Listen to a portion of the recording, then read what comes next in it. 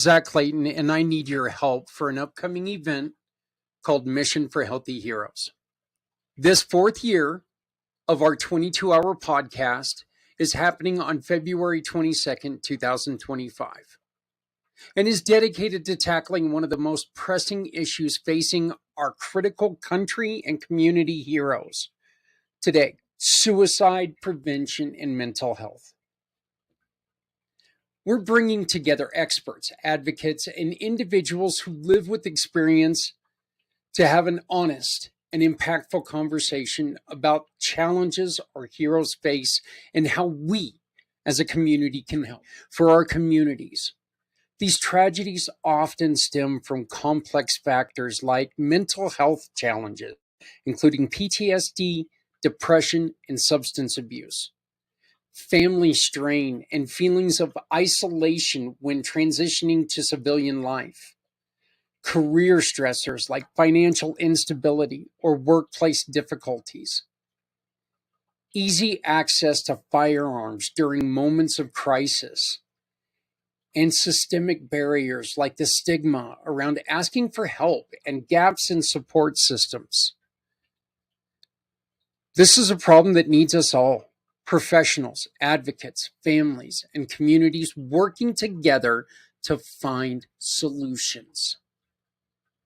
That's why I'm reaching out to you. We're looking for guest speakers to join this important conversation.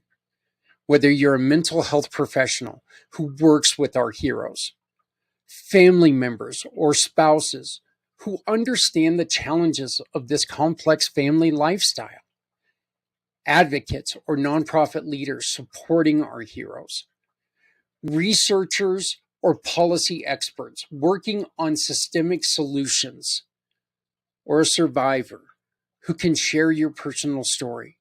We need to hear from you. Your voice and expertise could save lives by helping us shed the light on these issues and explore meaningful solutions. If you are interested in participating, know someone who should be part of this discussion, please reach out to me directly. You can use the information found right below me or by scanning this QR code. You can sponsor, you can volunteer, you can speak, and you can save lives. Because together we can create a powerful conversation that drives awareness and action. Let's honor our heroes by supporting them when they need us the most. Thank you for watching this short video, and thank you for caring about our hero community. Let's work together to make a real difference. I look forward to hearing from you soon. Thank you. Again, scan the QR code or use the information below, and let's make action count.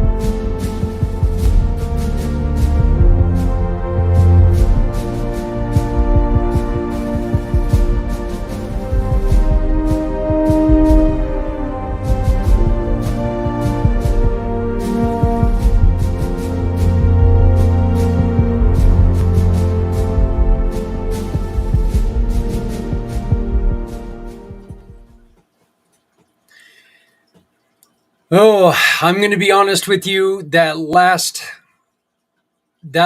segment was honestly, it's one of the reasons why this is so important to me. Why this is one of my favorite days of the year. Because that explanation of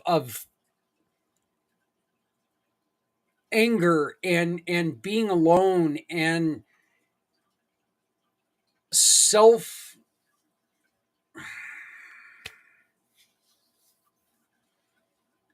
beating yourself up, just having so much self blame and self loathing. I'd love to be able to talk about everything else. I'd love to be able to talk about how we came together this year and we eradicated suicide. We don't have to worry about it no more because everybody lives in a perfect purple clouded world. I would love nothing more. But the truth is, until then, those those of us who have never taken that step towards suicide, we need to hear that because he's not alone. He's nowhere near alone. And it is just a sad fact that, you know what? Unless we get together and do something, there are going to be more people who are going to feel that way. And there's no need for look, that was scary to hear. Your life is too valuable to not just you, but everyone around you.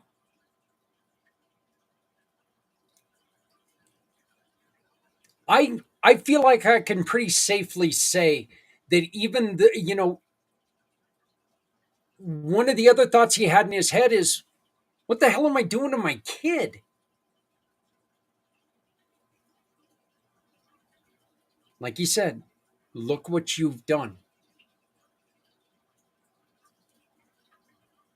That was an amazingly shocking segment because it was real.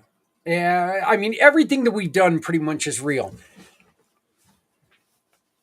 Every conversation we've had is real. Every conversation we're going to have is real.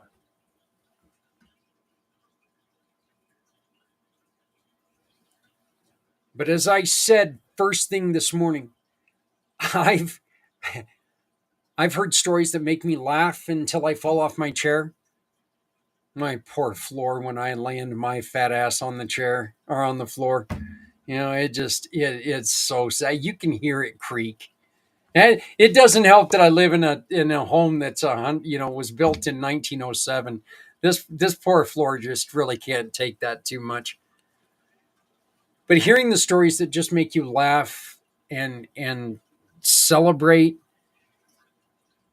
is followed by stories like that one that just make you understand how severe the situation is. With me for the next couple hours are some really, really good friends, and I want to welcome back first a guy that you've seen today.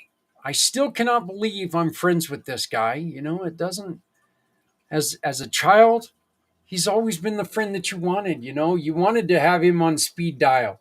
Not that we had phones or anything, and speed dial really was, speed dial meant that you can the phone really, really fast, and there was no speed to that. But I want to welcome back Santa Claus. How you doing, Santa? Oh, you're on mute. I'm on. Ah, and I just muted you again. I tried to send you a message to unmute, and I muted you. Yeah, well, thanks. I know you wanted to hear me say a story, but then you wanted to go, no, we'll do it at a later time. Yeah. This is great. I just get done telling everybody that I've got Santa Claus as a friend, and now I'm shutting him up. There you go. That episode with Thomas was amazing. I listened to that whole thing, Zach, and you guys teased one another and you dug deep and you brought to the forefront a lot of the reason why you're doing this today. And it was a very good episode. Well done, young man. Well done. Thank you, sir. Also joining us for this next section of segments, and I'm not going to unmute you. You can do it yourself, Mrs. Sue. Susan Roscoff, how you doing, sweetie? I am doing great and so glad to be here. See, I didn't mute you. Hello, Sue. How are you? I'm doing great. Good to see you, Santa. And then, of course, where Sue goes, you got to deal with this guy too. Her hubby, Kirk. How's it going? Yeah, there you go. Yeah, look at this. He comes on voguing. That's Well, he doesn't get out very often, and he has to. yeah. If I was Sue, I'd keep him in the closet more. But Well, we're going into the closet. That's a whole different, topic, Zach. so, I don't know, and thank you so much for that, Santa, because that really that was a tough one to get through.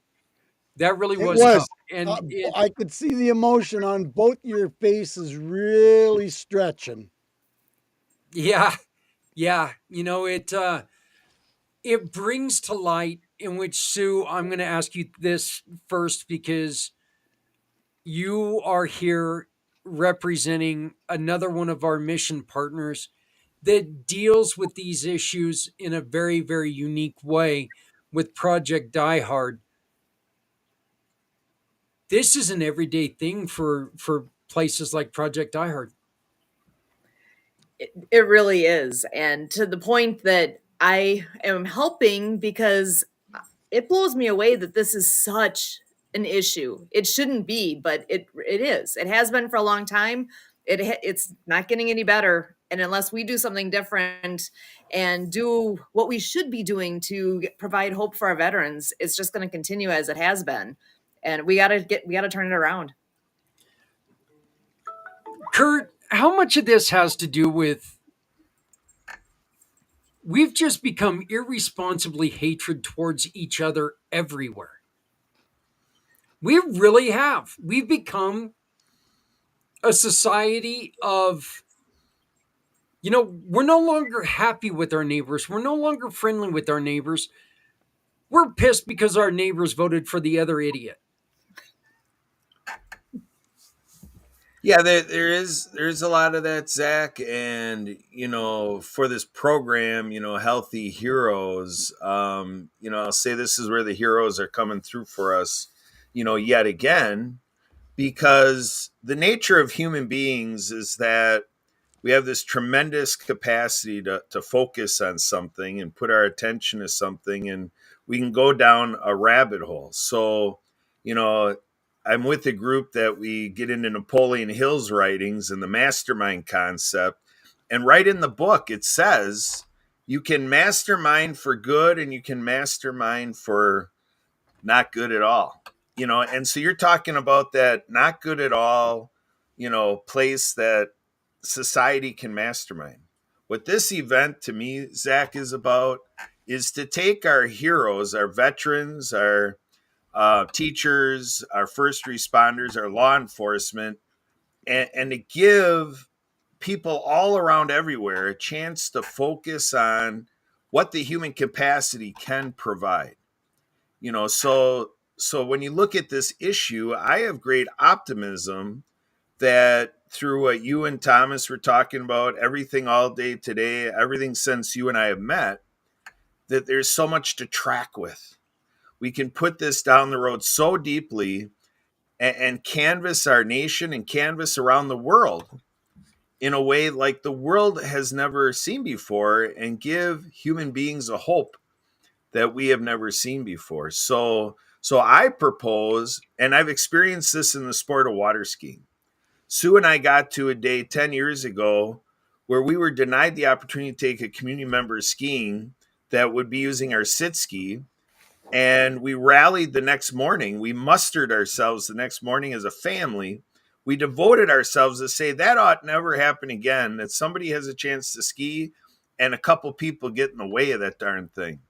And we more than sextupled the access to the sport of water skiing with the Wisconsin Water Ski Federation.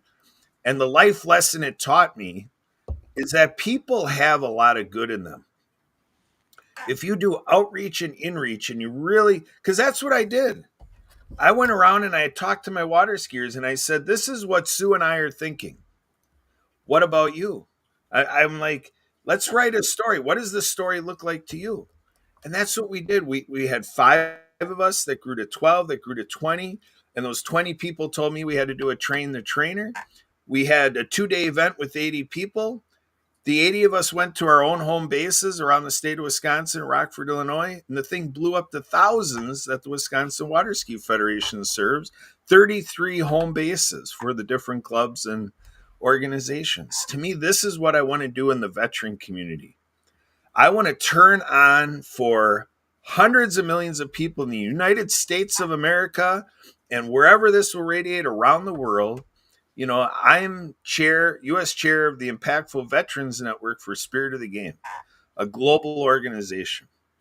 And we're talking to people over in the Philippines and stuff like that for Project iHeart out of, Paducah, Kentucky and McCann, Illinois. Zach, you are keeping us on the right track, and Community Pay It Forward and all the support is all the people you brought to the show. The universe is bringing us the team. I mean, Santa, the most marketable character on the planet. I mean, come on, game over, folks. We're in a new day. It's right here, right now. That's it. We win. We got Santa. That's exactly. we win. Santa, what do we need to do to really wake up and realize that, you know what, we don't need to live like this? I've said this many times, and especially over the last 3 weeks, how my Uncle Barry, who just passed, he and I couldn't have been further on that political scale. We could not have been further if we tried. Okay. I mean, there was no similarities anywhere near there. But he and I never once argued about it. Not once. He knew how I felt. I knew how he felt. We would hug each other, say, I love you. And we would part knowing that there is so much more than something as stupid as politics. What do we need to do to make other people realize, you know what? If you want to be dumb, that's fine. Go over there, sit in the corner, pick your nose, be dumb. But leave the rest of us alone that actually want to care. What do we need to do to make this happen? Yeah, Zach, the last decade I've been going around, and I started speaking to this 20 years ago already, that, other people in the world taught me about, how people work and how communities work. And so it gives me a 6-point checklist.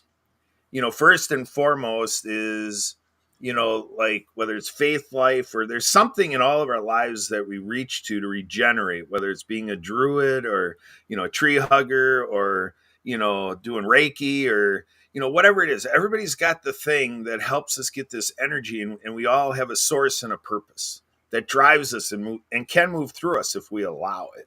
And then service, your whole organization, Community Pay It Forward, and what we're all doing together. We're being of service. Everybody on the planet wants to be in this space. And to do it, it opens up the educational space. This is edutainment. You're educating while you're entertaining. And so you're talking about politics, which is in this government philosophy, ideology space, which is a little fickle, and we're looking at what we're doing as citizens together. And you make a good point. We can go for driving unity for our citizens and transcend this political barrier. Let's demolish this barrier. And we're going to do it through our veterans. We're going to do it through our law enforcement. We're going to do it through our teachers. We're going to do it through our first responders. And, keep adding in all the heroes. The heroes are going to lead us through this. And we're going to do it with the business community. Everybody gets Santa approved. Here you go, Santa. Santa, check out this message. If Santa says we need to take care of our veterans, you best believe we need to take care of our veterans. There we go. That Let's is So, Santa absolutely Claus. There correct, we go. Jeremy. Absolutely. again, we win. We've got Santa. Done. Well, the reality of it is we shouldn't have to get Santa involved. This should be an automatic, let's look after them. They did not, and I say this all the time on whoever I'm talking to, they did not hesitate. You did not hesitate to sign on the dotted line. Why do they have to come back and be treated like second-rate citizens? Not acceptable. We need to change the status quo on the way they are treated, the way they're looked after, the way they're dealt with, if we can put it in that kind of terminology. That, yes, there has to be standards, there has to be protocol, but there shouldn't have to be 5, 10, 15 years of waiting on a waiting list to get approved when you got no arm that says, well, you're not disability, you're not disabled. Let's crack open the skulls, let's open up the reality, and, let's give the veterans what they deserve. Hello, Tom. Welcome to the show. I would like to say it again, and real quick, you can see the QR code up in the corner for Project Die Hard. Project Die Hard is another one of the wonderful, wonderful mission partners of the Community Pay It Forward family. What that means is very simple. 3 easy words. 3 easy words. Shop, click, and pick. And I almost used the wrong finger first. I don't know who else almost caught that, but I damn near used the wrong finger first. So that would have almost been, I muted Santa Claus and flipped everybody off in the same segment. I think someone needs a nap. It's not that you've been doing this for 3 or 4 hours either. I definitely think someone needs a nap, but shop, click, and pick. Okay, you shop with any of our partners, and this list is continuing to grow. All right, these are people who are simply going to give Community Pay It Forward, my company, a referral award. You make a purchase from them, they give us $10, and then what we do is we give up $7.50 of that $10 to organizations like Project Die Hard, because they are out there to improve things. They're out there because things need to be improved. They're out there because this has to be there. It needs to be there, and it needs to be there now. It needed to be there a long time ago, but things are things, right? That's just the way it is.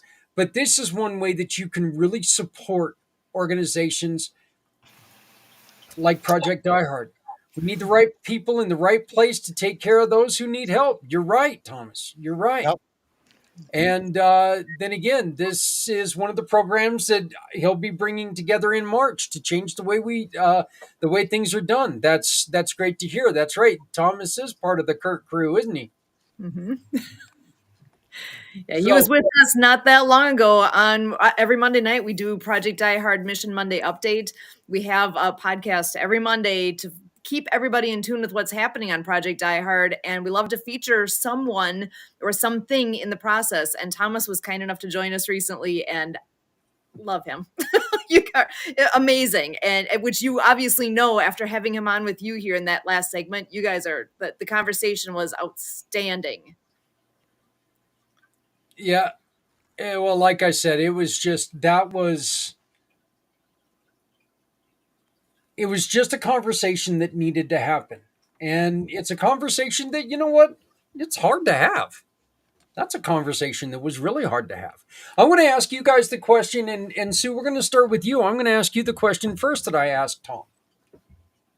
And what do we need to do without forgetting, without sugarcoating, without hiding the fact that we've got homeless vets, that we've got starving vets, that we've got vets in pain? What do we need to do to start pumping up some of the good things that are going on. Some of these vets that are getting through school and changing the world in a positive way. Because by God, there are a lot of them out there. But you don't hear the noise over all the negativity. But we need, I think, pie in the sky, maybe. But if we blow that horn and we start telling people about them, is that going to help? Sue? Absolutely will help. We need to keep hearing the good news.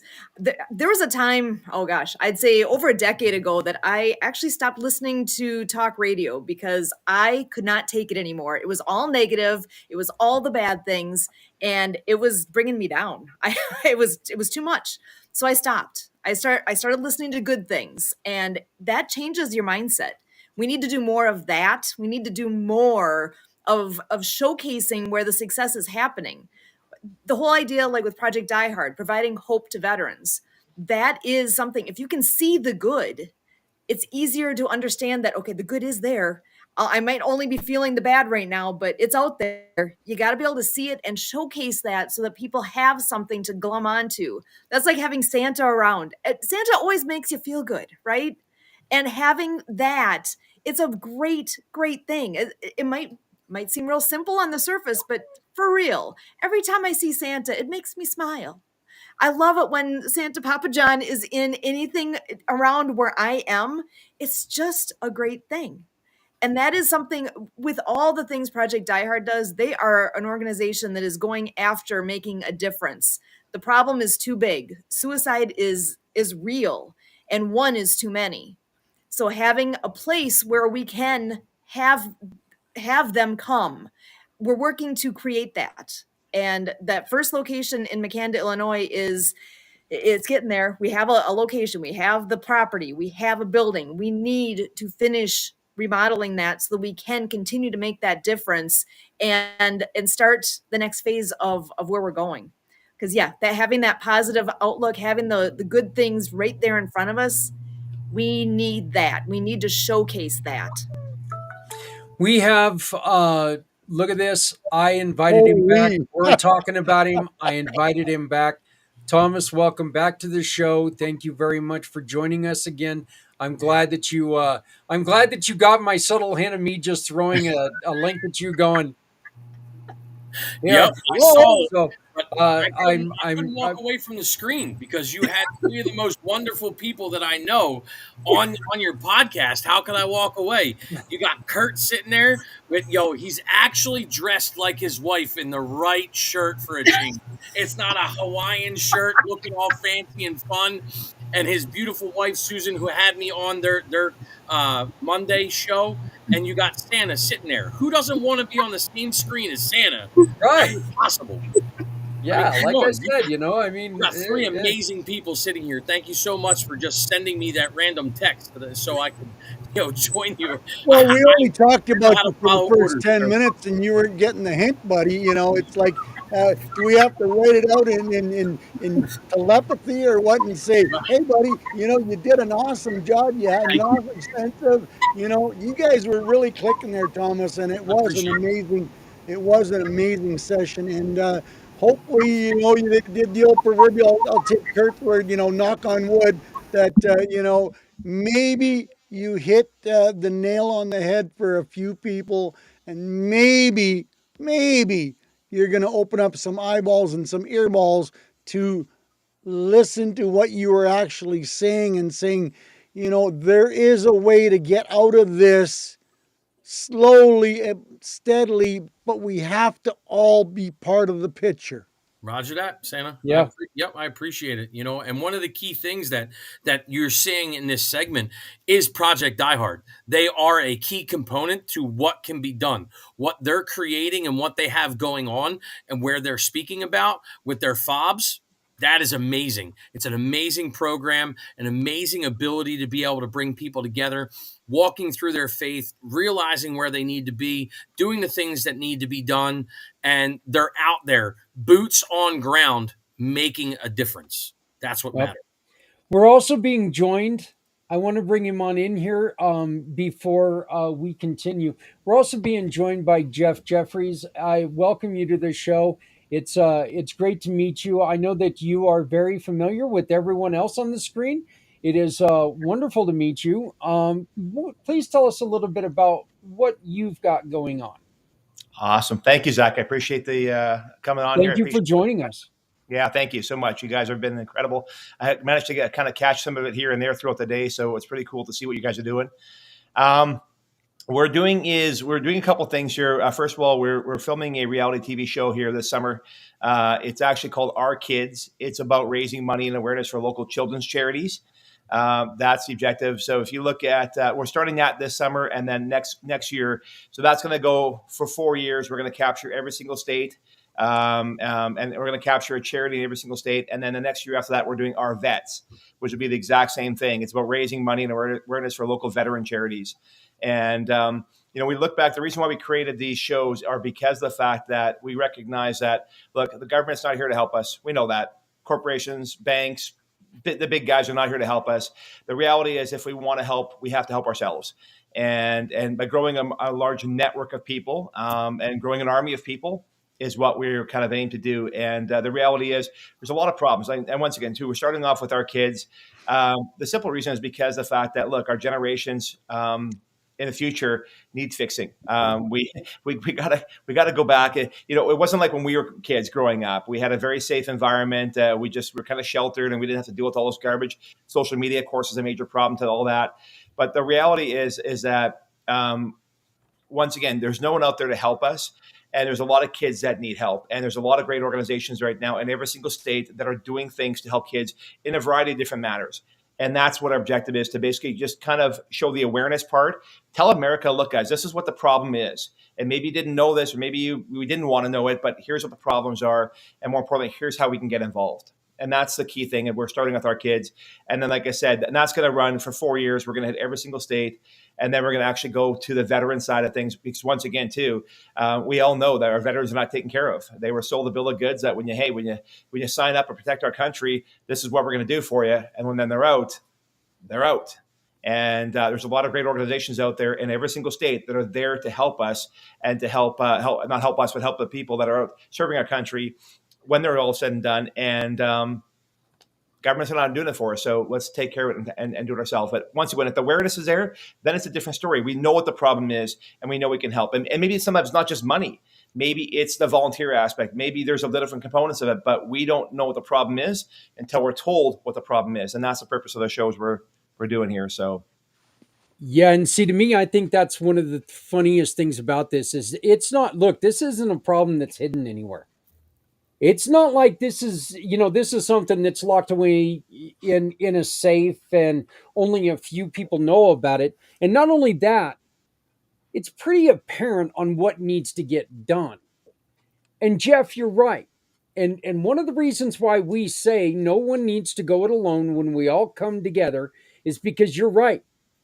The government's not going to come running saving our asses. They're not going to do it. Yep. Without this thing that fits in their pockets being lathered first, it's not a problem. If if it doesn't fatten their wallet, it's not a problem. Okay. Yeah. And Santa, get the call ready because I'm going to say something. So get the call ready. One of the things I like to, one of the things that I love about what you're doing, Jeff, is I have a statement that I love to say, and it's, I love my kids. Yours, not so much, but every kid deserves a chance. Yeah. Because every kid is going to fail unless we give them a chance. Yeah. We hear so often how, these kids today, they don't know how to work. What the hell were people saying when we were younger? The exact same thing until Zach, we asked them to help. Yeah. But Zach, it comes down to that famous C word, communication. Yes. And there seems to be a lot of deaf ears and a lot of flapping mouths that nobody's saying the right thing. And more importantly, nobody's listening. So how do we change that narrative? One person, unfortunately, it could come down to one person at a time. But with what Jeff is doing and Thomas is doing, and of course Kurt and Sue, we can maybe change that to maybe 5 a day, but still that's a lot of brain cells that we have to change so that they understand that there is a bigger story out there that maybe they don't want to understand, maybe they don't care about, and maybe they don't really want to know. But the fact is, they need to know, they need to understand. I don't know if it's just me, but maybe I don't. I heard you introduce Jeff, but what is it that you're doing, Jeff, and bringing to light about the kids? We're we're an independent TV production company, and we're basically producing reality TV shows There we go. and that have a community based concept. Like we want to serve our Awesome. community. It's not about creating the next Jersey Shore or the next whatever. That's that we don't need that type of stuff. We Right. need community. We need communication. We need education, and more importantly, we need to bring our people together. That's And amazing. yeah, so we're starting off with our kids because that's once again an immediate need. So let me back up. They're all immediate needs. They absolutely are. But by starting off with the Our Kids component is, look, everybody can say, well, oh, yeah, maybe I don't have kids. And maybe it's like, well, I don't care. I don't have kids. Well, you do, because at the end of the day, you're an uncle and aunt, or you have friends that have kids. Everybody in our life has got kids.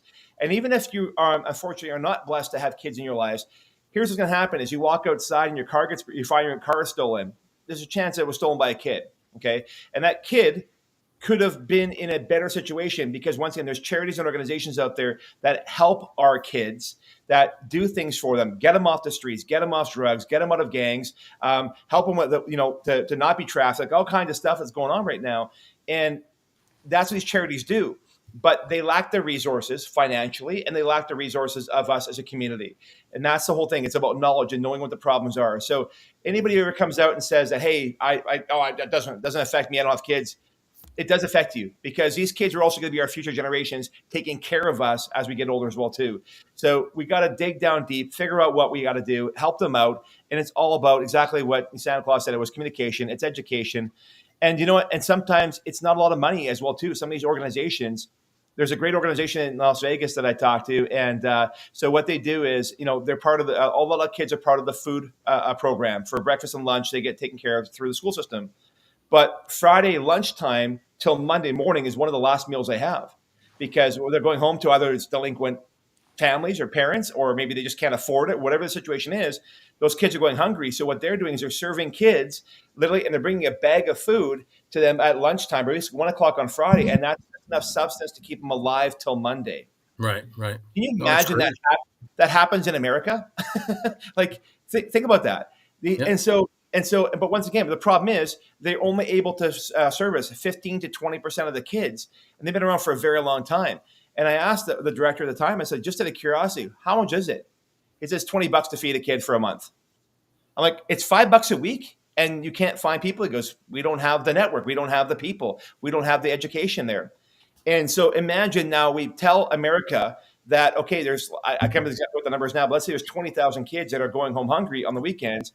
We need 20,000 people in all of America can come up with $20 a month. That's skipping our Starbucks or whatever you're doing, your fancy coffees for a couple times, or skipping one meal, like for like a fast food restaurant or something like that. That's $20. And we can feed our kids in one community. And that's what it's about, is just going down. And it doesn't matter what the situation is. There are organizations that are always needing help. And so what we're doing is every single week, we're going to a different state. We're going to identify local children's charity. We're going to basically, as a group, and I won't tell the whole strategy behind it, but there's a group of people we've got social influencers attached. We've got celebrities attached, and we're coming together and we're finding what that charity needs. We do an immediate fundraising opportunity right there and then that week to help them raise immediate capital. And then, of course, what happens on the show, we show the show. And then on top of that, we have a call to action there. It's like, look, if you guys want to help support this charity, this is how you help them out. It's either financial or it's maybe down the road, it might be somebody clothes. It's like, here's where you can send your clothes to. Here's where you can send your whatever it might be, or just volunteer. But no, great information. I'm just glad that's why I asked, because I wanted to, to hear exactly what it was to know it. I mean, Zach does an amazing job in taking care of all of us and getting our words out there. But as I was coming on and you were being introduced, I might have been in between them explaining exactly what it was that you did. So I wanted to get that out there. I can see Kurt wants to say something. Gee, Kurt always. Never mind. Hey, Kurt. Right.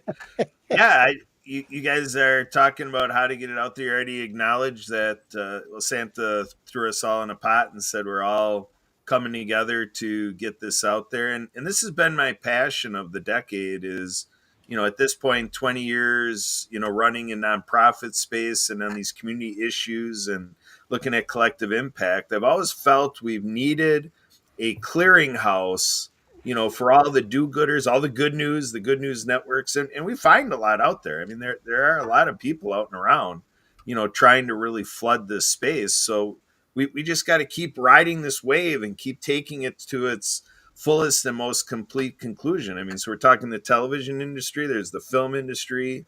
We're working also with Bravehearts TV out of Chicago. With Project Die Hard, we have the Disability Channel is partnered with us. So my hope is that we reshape the whole media industry in its entirety. And Zach, PAC Channel and community impact and all the programs you're developing. To me, this is the future. We're riding the wave of the future right here. Are you on the proverbial edge of the cliff looking at the bigger picture going, is it actually a food problem for these starving children? Or is it an education problem for the parents to say, hey, maybe don't drop that last $25 into that slot machine or that pack of cigarettes. How about feeding your children for the weekend? Is that society education problem that needs to be addressed? And that is part of the bigger picture. 100%. It's actually it's all of that because and that's one thing. Like our whole thing always is about raising awareness and money, right? The money helps, but it's the awareness part. If we just kind of start ingraining in people's brains that hey, here's a problem, here's a problem, here's a problem, and here's how to fix that problem. It's once again the educational piece, and it's not just that as maybe as a parent realizing, man, I did. Maybe it's that we're hoping to create the show that creates that conversation with also families, where I'm blessed. I've got a 12-year-old and a 15-year-old, and I'm blessed. I think I've got a very good open relationship with them. We can talk about things that I'm in tune with when they're not doing well, and we can talk about what those needs are. And I don't think that most parents have that ability with their kids. And once again, a lot of it is, social media and it's the culture we have around us. But maybe that's what it is. Maybe the show, maybe that's that one TV show that brings families into the living room together to watch together to maybe create that conversation. I hope also while you're doing that kids community and you're focusing on the kids, because you said your next segment's going to go into veterans. I hope you get into some of the veteran communities with the kids, because There's a lot of veteran communities that have the lower end echelon. Because being from an E5 down to an E1, we literally qualify for welfare, SNAP, all of those programs, and we're sitting on a base that is supposed to be taking care of us, and we still qualify for all these programs. So getting out there, finding and locating, those children in that area, you can get to some of that as well before you get to the veteran side, doing it for the kids and just getting out there and letting them know that we have that as well. It's not just in the low income areas. Yeah. No, and I'm glad you said that actually, because one of the charities we're working or trying to work with right now, we actually just started the communication process with them. Hopefully have a Zoom with them this week, but it's our military kids. And they're out of Virginia, and that's exactly what it is. It's focusing on the kids of military families. Yeah. So that's the thing is every one of every single episode, we want to cover off a different issue. And a lot of times it's an issue that is not just that area. It's not just that state that has an issue. They all have that issue. Right. But it's just bringing to light those organizations. And once again, that's the educational piece is very important. And what also we're trying to do as well too is wake up America enough that, okay, so maybe you're sitting in Fargo, North Dakota, and you didn't realize that, there's kids going home hungry on the weekends because the school system. We're also going, wait a second here. Maybe is that a problem here at home? If it is, here's the organization in Las Vegas. Contact them. They're going to give you the blueprint on doing what they're doing in your state or in your city or in your town. And that's what it's also about. It's just, there's so much awareness part, there's so much educational part. And that's the purpose of the show, is just to get people to literally just shake it loose and go, let's get involved. That's the big thing about it. So very cool. Oh, it's I great. was just waving hi to Bridget. Me too. Yeah. Oh, okay, good. Hey, let me ask you this, Jeff. And this is one of the questions I love to ask nonprofits, because we all know money's king. Okay, you've already said the $20 a month. All right, which is astonishing. It's that low, Yep. and it's an easy. It seems like it would be an easier fix than it is. But what else can we do to further this along? What else is needed? Like, if there are people out there who, you know what, hey, let's, it's astonishing low, but let's be honest right now, $20 a month to some families is, Yep. yeah, Yeah. To make a difference. yeah, Do you know what's powerful is, when you look at America, the amount of open communication we have is astronomical. Everyone's got podcasts. Look what we're on today. Okay. We're not owned by a network, right? Everybody's got a voice on social media. Everyone's got a voice. And that's what it is. It's the education part, giving everybody a voice. So even if you've got 100 people on Facebook, great. Get behind that local community and just tell people there's a problem. So you're absolutely right. To a lot of people, $20 is a lot of money. But can you at least just drop it on social media and say, hey guys, here's a great organization here. They're looking for $20 a month from you, to help feeding your kids in our community. Maybe that's what it is.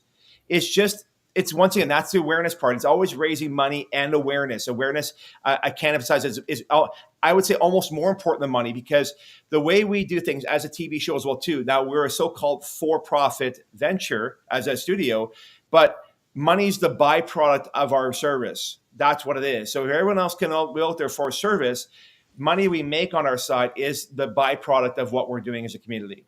And if everyone had that concept, instead of saying, what's in it for me? How do I make money at this? It's not about that. It's okay, what can I do to help somebody else? And if you happen to get monetized afterwards, great. And the best part about it is, as a TV studio, we want to be monetized. We want to make money, because that's going to allow us to put it to the next projects, which is going to be the ArtNets, which is going to be, we've got so many different shows out there that are based around real people. We're not taking celebrities. We're not trying to, show what the next celebrity is doing in their, their family vacation, whatever the case might be. It's about the real people. And that's why we also utilize social influencers, is because they're real people. They have a real following of real people. So the awareness part is so powerful. And that's what it is, just getting awareness out there. The awareness that you're talking about is great, because Susan and Kurt do the same thing in their program. What they do for Project Die Hard, like you see up in the corner, don't forget that QR code's there. But getting the awareness that they take to the information highways that you're talking about, because Kurt is all over social media, networking, doing things, talking about Project Die Hard, getting out there. Susan's putting out the podcast, doing those things, getting those things done. That's the important side of where they're getting their awareness out, because this project literally does so much for the veterans on every level and every aspect, from the individual to the family, to getting them where they need to be, the transition, getting them moving forward. So, the way that you're talking about doing this and interviewing and getting the kids out there, when you get into the veteran side, I hope you come back to and double tap on Zach and get involved in these organizations that he's talking about. Sounds phenomenal. Yeah. And see, Jeff, the one thing that I do, I agree with you, because we're also a for-profit company. Community Pay It Forward is a for-profit company. I do that because, you know what? I can support more organizations being a for-profit company than 100%. I can as a nonprofit. They cannot tell me, no, you cannot support Project Die Hard and Chris P's Pig Rescue. Right. Yeah. They can't tell me that, because, oh, yes, I can. I can. That's the way rules are set up. But we tell people, I love to give this example, okay? I've got one thing on my bucket list. I'm kind of a boring guy with this, all right? No, you got at least 3 or 4. And and my bucket list is very simply, I want to take my kids, my grandkids, and I'd love to go on the European Castle tour. There you go. Okay? And if I'm doing that by giving away 75% of everything that comes in, imagine how many people we have helped. Of course. That's right. You know, and it's really quite that simple. It's not about, oh, imagine how much money we've had to make. No, how many people we have helped. Yeah. Yeah. 100%. No, it's, but once again, too, that's where it goes about the awareness part. It's about creating, and I always say it's creating the army of people. You know, we all have, you know, here's the thing is kids, we all have kids in our lives. Yes. Veterans, we all have veterans in our lives. And whether you don't realize, maybe you don't even know somebody, the reality is you are where you are because of what the veterans have done for our country. Yeah. Right. So that's the key. So anyone can say, oh, what have they done for me? Well, look where you live. You look at the things you have. You know, you wouldn't have Look these at types the freedom you're enjoying. That's right. 100%. That's right. And that's where the awareness part goes again. It's just, you know, the awareness part is, and you know, and part of, and once again, one of the cool things about the show is as well too, is that we get to talk to veterans of what it means to them for them to serving. More importantly, what does it mean? What happened to them when they came back home? What kind of treatment did they get? And more importantly, it's just, you know, the why. Why did you do this? And you'll start hearing about their stories. And it's like I talked to a few people. I've got a really good friend of mine who served for 20 years in Las Vegas. And he actually doesn't want to talk about all the stories because some things are just really too tough to talk about, you know, and that's something we should be talking about, you know? So that's the whole thing. It's just about communicate, getting awareness out there, getting people involved, and just having the discussion, because we can't rely on the media to do this for us because there's an agenda somewhere else there. Our agenda is one thing: build a network, build a massive army of people, and we take care of our own. Network is absolutely what Kurt does constantly all the time. It's what I do constantly all the time. It's what Santa's doing all the time, is building the networks, getting out there. It's what Veteran Biz Connect is all about. So you talking about, you know, network is exactly right in my wheelhouse. You sparked me and got me to, you know, jump in here and talk about it. I hope it's something that we can do. Networking, Jeffrey, that we can talk about after this. You know, I'd love to get connected with you and talk about where you're going and who you need to get connected with and all that in the veteran world, because it's all I do. It's everything I do. It's where I love to be. Zach knows it. Kurt knows it. Yep. You know, Santa knows it. It's where I live, dedicate, and provide all of my time, you know, along those lines. Amazing. Yeah, and I'd just like to bring up the point that, you know what, it's not one side or the other that's got this right or got this wrong. It's not one side or the other that's got an agenda. Neither side, as we've said earlier, neither side is going to come running to our, our aid. Yeah. We need to work together. We need to make sure, as a collective, as a community, if you will, we need to make sure that we're taking care of each other. Yeah. You know, look, we know that, Sue, you care about so many different things. You work with so many young people in your day job, right?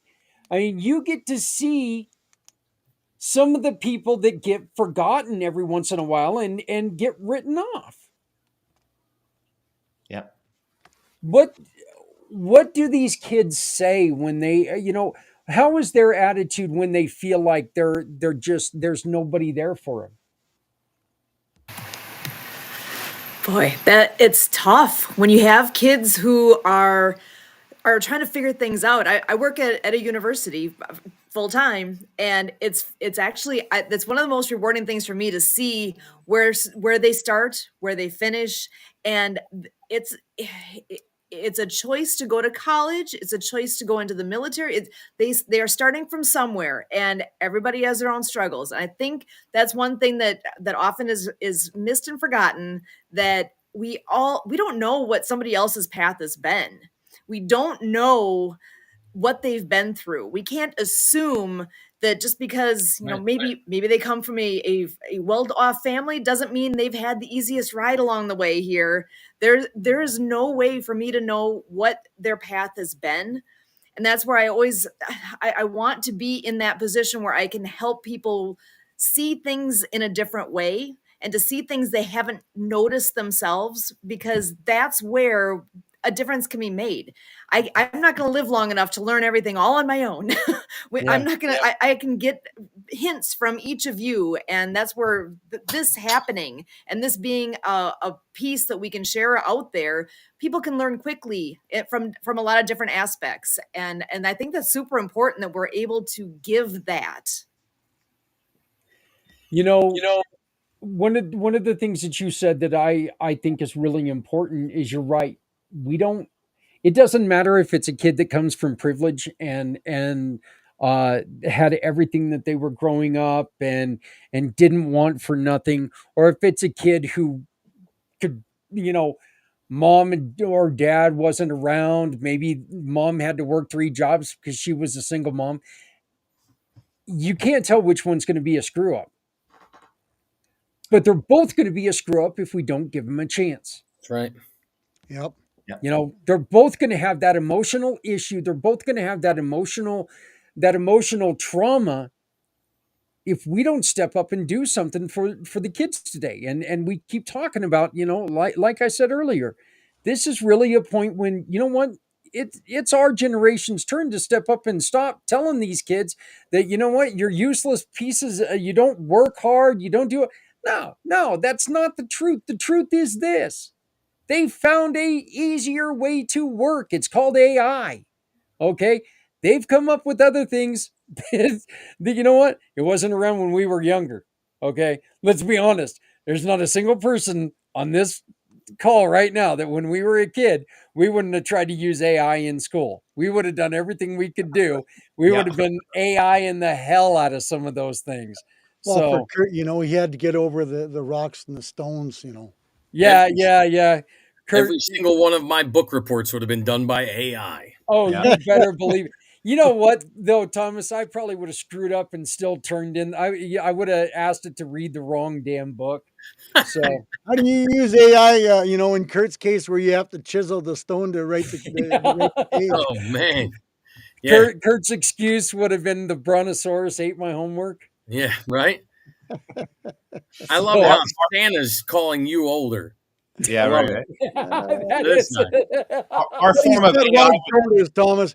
Thomas, we got to gang up on him. He hasn't introduced us to Jeffrey before. So, that sounds like Jeffrey for both of us could be a good connection that we need to spend a little bit of time with Jeff. Absolutely. So Santa's trying to avoid picking on anybody else, so he picks on Kurt. Can't the do truth that is 'cause he's that- ready to fall asleep. Yeah, the truth is Kurt's a great guy, okay? He's a great guy. He's just so damn easy to pick on. I'm like a tree, I'm like a fruit tree. Keep picking. So, I could say something, but I think yeah. It's not that kind of podcast, Santa. I don't know the way things are going. Maybe in an hour or two, but right now we're going to try to keep it friendly. Absolutely. Hey guys, we need to take like a real quick 5-minute break. I don't know, nature and that whole thing. So I've got a video here on a couple of the ways that people are finding help in a couple of the different procedures that are out there. Okay. What's right for you is not right for me. We need to understand that. There are so many different things out there. People are doing some amazing things. Some of them, you know what? I wouldn't do. No, there's no joke. Okay. I wouldn't do it. But people are finding relief and hope in a lot of things out there. And we're asking you on this show, this whole program is simply asking you, what do you got? What do you do? And how can you help us create and forward the mission for Healthy Heroes? We'll be back in about 5 minutes. With a mission for Healthy Heroes, our goal is to talk alternatives, talk personal preference, talk about success. What works for you isn't always going to work for others. We ask you to join us if any of these sound familiar. Do you run activity programs? Activities like art therapy, music therapy, animal assisted therapy, outdoor adventure programs, sports and fitness programs, gardening and horticulture programs. These programs have been proven to reduce stress and anxiety, boost mood and increase serotonin levels, improve social skills, and reduce feelings of isolation while enhancing self-esteem and creativity. They also provide a healthy outlet for emotional expression. What about a structured or heavily regimented program? These programs are designed to provide clear framework and routines that help individuals develop skills and stability in their mental health journey. Cognitive behavioral therapy, residential treatment programs, support groups with scheduled meetings, vocational training, and rehabilitation programs, or day treatment programs with partial hospitalization programs. Encourage accountability and regular participation. Help individuals establish daily routines for stability. They provide peer support and they reduce isolation.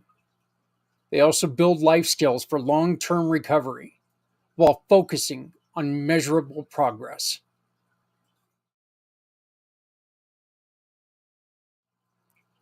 This next one comes with its fair share of controversy.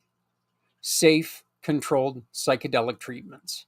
These treatments use psychedelic substances in a controlled environment under medical supervision to address mental health challenges. Psilocybin therapy, MDMA, ketamine therapy, LSD microdosing programs, in therapeutic or ceremonial settings. The benefits are vast, including allowing patients to process deep-seated trauma. It improves emotional insight and understanding. It reduces symptoms of anxiety, depression, and PTSD. And it also promotes feelings of connection and empathy, while catalyzing long-lasting behavior and emotional change. Our final example for this video is mindfulness retreat programs. Mindfulness retreat focus on deep relaxation, meditation, and self-awareness, often in serene and natural settings.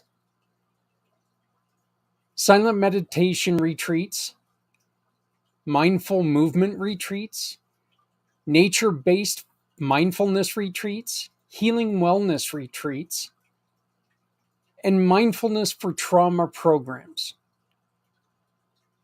They enhance self-awareness and emotional regulation. They reduce stress and improve focus. They boost resilience against depression and anxiety, promote physical relaxation and mental clarity, and encourage spiritual growth and inner peace.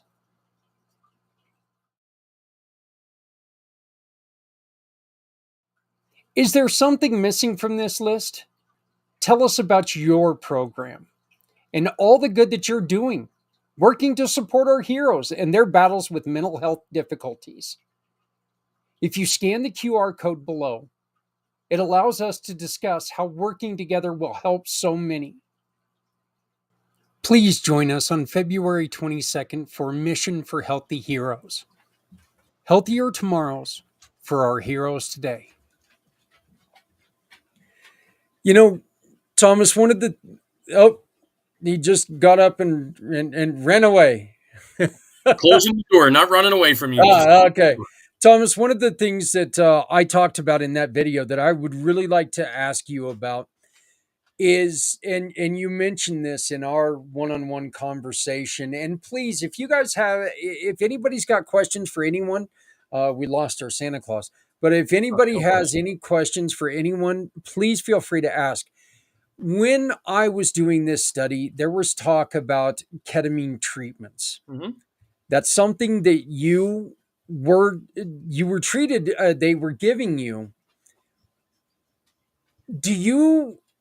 do you see that as a possibility for good for others, or and it just wasn't right for you? Am I off on that? Because I really do think that, you know what, like I said earlier, it it's not for me.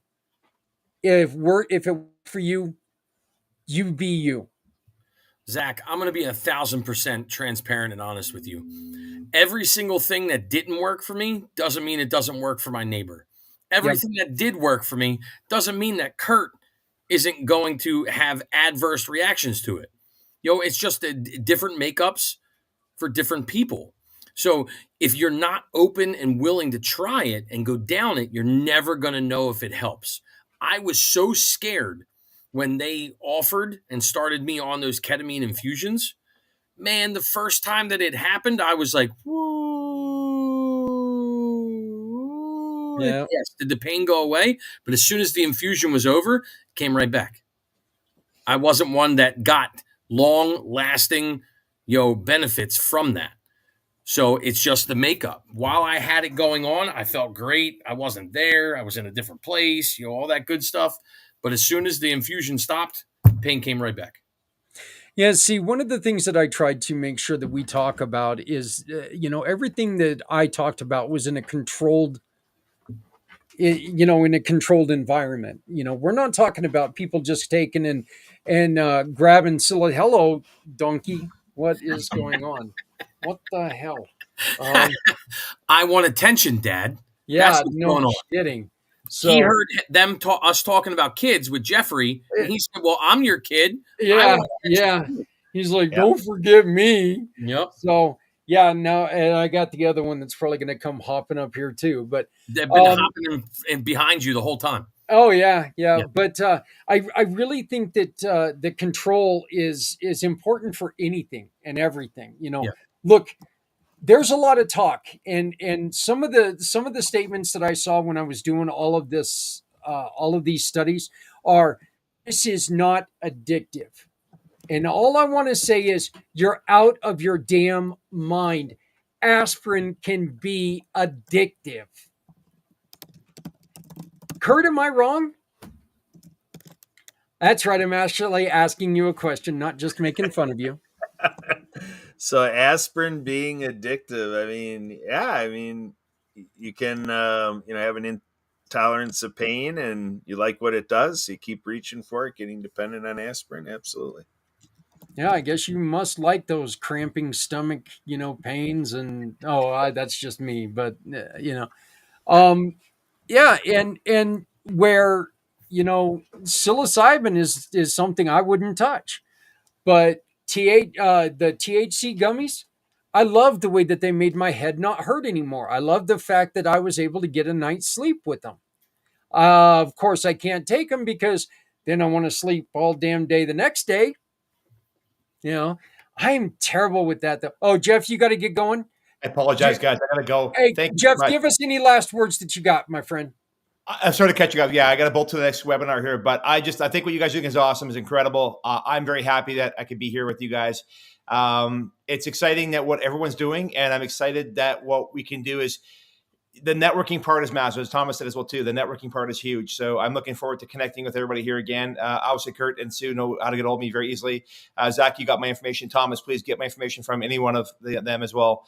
And let's talk, because there's a lot of big things we can talk about that we can keep pushing here. So bless you guys. I appreciate everything you're doing, and we'll see you soon. Okay. God bless. All Be right. safe, Jeff. Sounds good. Thank you, Jeff. Yeah, I'm Thanks, looking forward. Jeff and I had a little bit of a conversation about how he and I may be able to work together as part of the Community Pay It Forward program. So I'm really looking forward to that. But thank you, Jeff, for coming. Thank you for being here. And thank you for being part of the 2025. Yeah, that's right. Mission for Healthy Heroes. God, I forgot the year. Yeah, I'm starting to get tired. All right. Good. Thank you, God Jeff. bless, guys. Take care. Bye-bye. Yep. We lose one, we gain one. Another wonderful mission partner and a great friend of mine, Todd Lingale. How are you doing, Todd? It's good to see you. Hey, Zach, I'm doing great. This is awesome, brother. How are you? Are you awake? You staying awake? I don't know who I am. Yeah, no, I'm doing okay right now. Neck's a little stiff, but yeah, that is what it is. But Todd, it's really good that you popped up right now because CARES really deals with alcohol and substance, and I think that you're kind of fitting in a conversation that we were just having when, you know, granted you're trying to make sure that we're watching, that we're paying more attention to the kids and giving kids an alternative, but we do still have that to where, look, this is stuff that I guess ethically it may not be good, but this is some of this stuff, the ketamine, I don't know if it'd be good for kids or not, but what's your thought on that? Well, kids today, they're out there trying anything and everything. And I tell kids just to be smart about things, like my mom and sister, they didn't have a choice. When I was 3, they were killed by the drunk driver, And when I talk to the kids, it's like, just be smart. The biggest thing is for them not to be afraid to call for and ask for help. There's a lot of kids out there that their parents are thinking, man, my parents are going to kill me if I call them. So they don't even call their parents if they're in trouble. And so that's one of the things that I try to portray to the kids. It's like, it doesn't matter where you're at, what you've done, because you know what? We've all been teenagers. We've all made mistakes. We've all been in bad spots, but don't be afraid to call. And that's why I share my personal cell phone number with everybody when I call, or when I talk to them, so they can call me if they need something. Now I tell them, there's going to be I'll be the buffer between you and your parents, but I mean, there's consequences for your actions. So they're like, oh yeah, we know that. So, you know, um, so that's kind of what I portray and get across to the kids. And one of the things I really do talk about, and it's a big controversy out there, is marijuana addictive. I went to probably 50 different pot shops. Maybe back in our day, when the marijuana was just a plant and you took it off, whatever, 5% THC. Well, now it is addictive. They're adding the different things to them, and to make it addictive, it's called dabbing. It reminds me of a little a jar of boogers. It's what it reminds me of. If you jarred your boogers up, and they'll take that, and that can be up to 95% THC, and that's frying a kid's brains. Yeah, yeah, it, yeah, THC was one of them that I saw in the report. That, it's not addictive, and I'm like, yeah, you're full of shit. Yeah. Just to try to put it politely, you're wrong. But like I said, you can be addicted to anything. You really can. You can be addicted to, look, gambling. There's porn addictions. There's so many. It's addiction is not. It's not. It's a feeling, Zach. Yeah.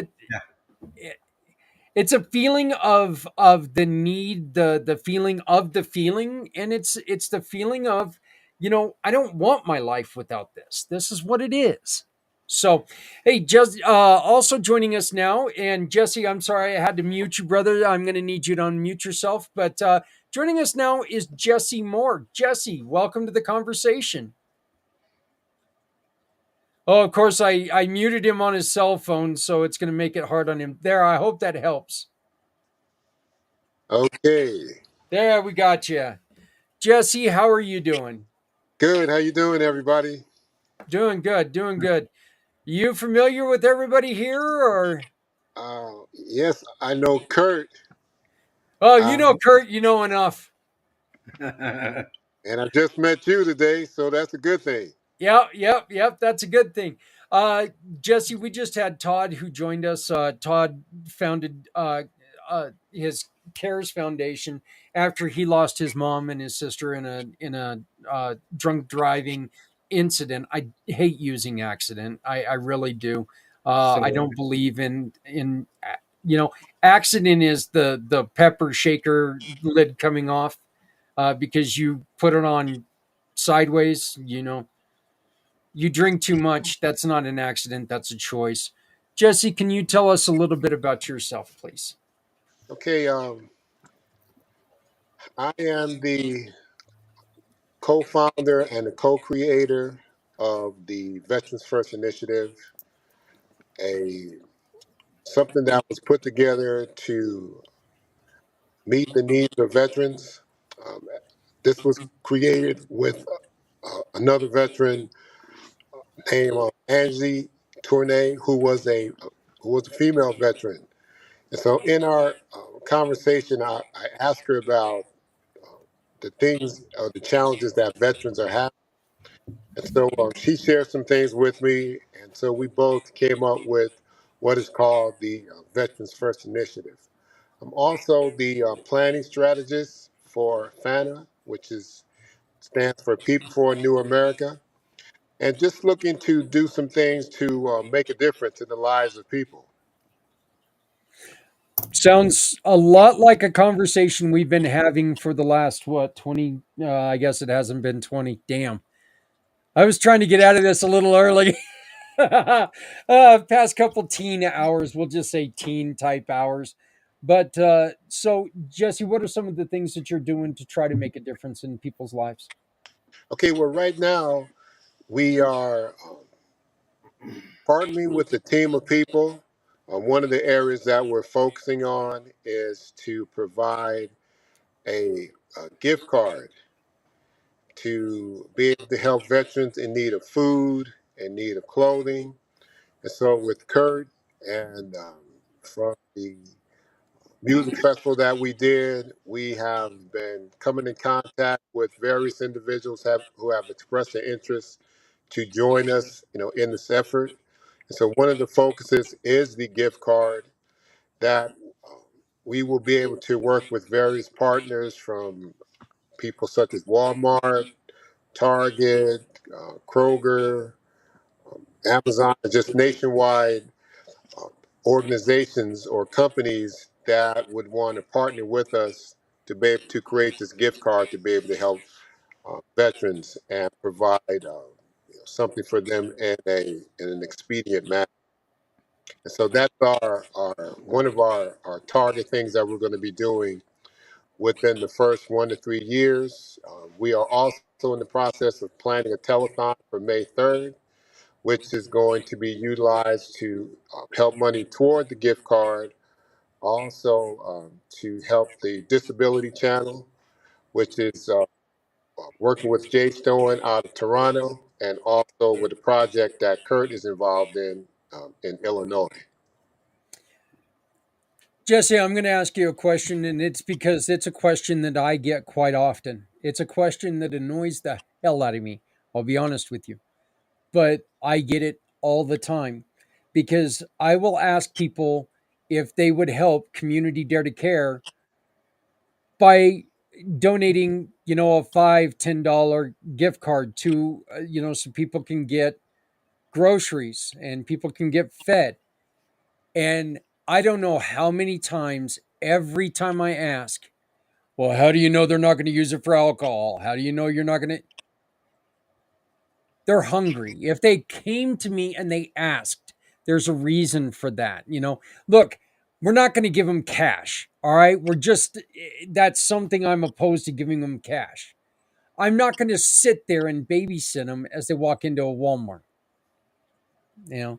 How often, if ever, do you ever hear that? Well, I'm a deacon at West Kansas Church of God in Christ. Been a deacon for over 30 plus years, and so I encounter situations like that all the time. And so, in certain situations, what I'll do is I will personally take them, whether if it's like, for example, if it's food, I will take them shopping and say, look, I'll give you X amount of dollars. Let's go get something that you would like, and I'll take care of it in that manner. If a person needs gas, I'll go with them and put X amount of dollars worth of gas in the car. So I try to use wisdom in certain situations, and like sometimes you just have to trust that they're going to do the right thing. And being a man of faith, I look at this person. This is one of God's children, and so if I was placed in their path to be able to help them, I'm going to be obedient and help them the best way that I can, and trust that they're going to do the right thing with it, because God will give you more to be able to do more. And so sometimes people, if you sincerely want to help people, you're going to help them. Okay, if you don't want to help them, just say, hey, look, I'm not able to do anything. But if you sincerely want to help them, you help them, and you don't worry about it, because God is going to give you more to be able to do it and do some even greater things. So I don't get caught up in that. Okay, that's I'm glad to hear that. I'm thrilled to hear that you're like that, and that it's not something. I like I said, it's one of the questions that really, uh, it actually really upsets me when I hear that. I'm like, you know what? I'm not a babysitter, and the thing is, my mission is to be out here and support people. I want to support people, and that's what we do with Community Dare to Care. We take and we give away food, clothing, housewares. People donate to us, we give it away. We don't sell it. you know I don't like shopping with my wife. I don't like shopping with other people's wives, so we're not going to sell it as they're sitting there doing that. I'm going to say, hey, you know what, if you need it, come get it. If we got it, it's yours. If you can leave a donation, leave a donation. If you can't, don't. It's not that important. We have a saying that it's, if you have an extra hoodie that no longer fits you, put it in your car. Don't take it to a thrift store. Find somebody in the community that's struggling with the elements and put it on their back. Hand it to them. They need it. If you make too much food one night, throw it in the old hillbilly Tupperware. Take it to somebody who's struggling with food. It means absolutely nothing to you, but it means everything, and it could mean their life. We need more people Absolutely. like the six people who are on this screen right now to think in that way. That, look, money is important. Money, support, money is all important, but there are so many other ways that we can support each other and support these other programs. Todd, I got a question for you. I almost feel like we skipped over you, and I absolutely did not mean to, but tell me about the experiences you've had dealing with youth who have parents who are maybe deployed. It's one of those things where you see kids that almost they it's almost like you see them with a loss. When I realized my mom and sister were killed when I was older, it's almost like these kids are feeling that loss because they're not really being able to see their parents, especially if it's a parent that is like special forces that don't get to be on a telephone call because they're out in the field all the time. Um, it's just one of those things of being sad, but it's like just remind them that hey, it's gonna be okay. You know, you're and thank them because their parent is out there fighting for our country, and so and let them know they're a hero. No matter where they're at in location wise, and so make them, I think, feel a part of that, and just don't just go on. Oh, your dad or your mom. Oh, they're in the military. Make them feel special. I think that's where we forget today. Um, and I do this to police officers. You need to thank everybody that's actually helping our country, whether it's here or overseas. And that's uh, something that I see when I'm talking to kids, whether they haven't seen their parent in a year and a half, whichever way. Yeah.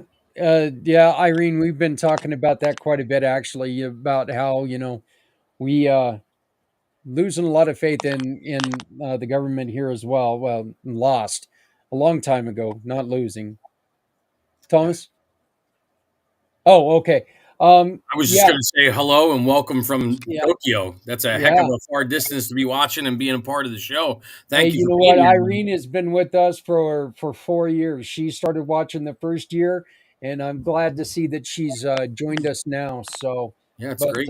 yeah, Irene's been a follower for quite a while, so I appreciate that. Um, so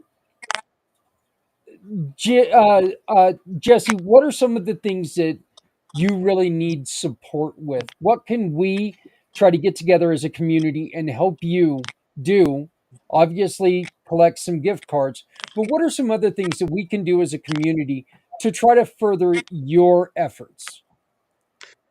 Well, I look at working with organizations that are able to provide services for veterans and that sincerely want to help them. And so I'm looking at building solid relationships. So as veterans contact us, we'll be able to refer them to resources and services so they can get the help that they need. And so we're at the beginning stages of what we're doing, but things are moving at a very rapid pace.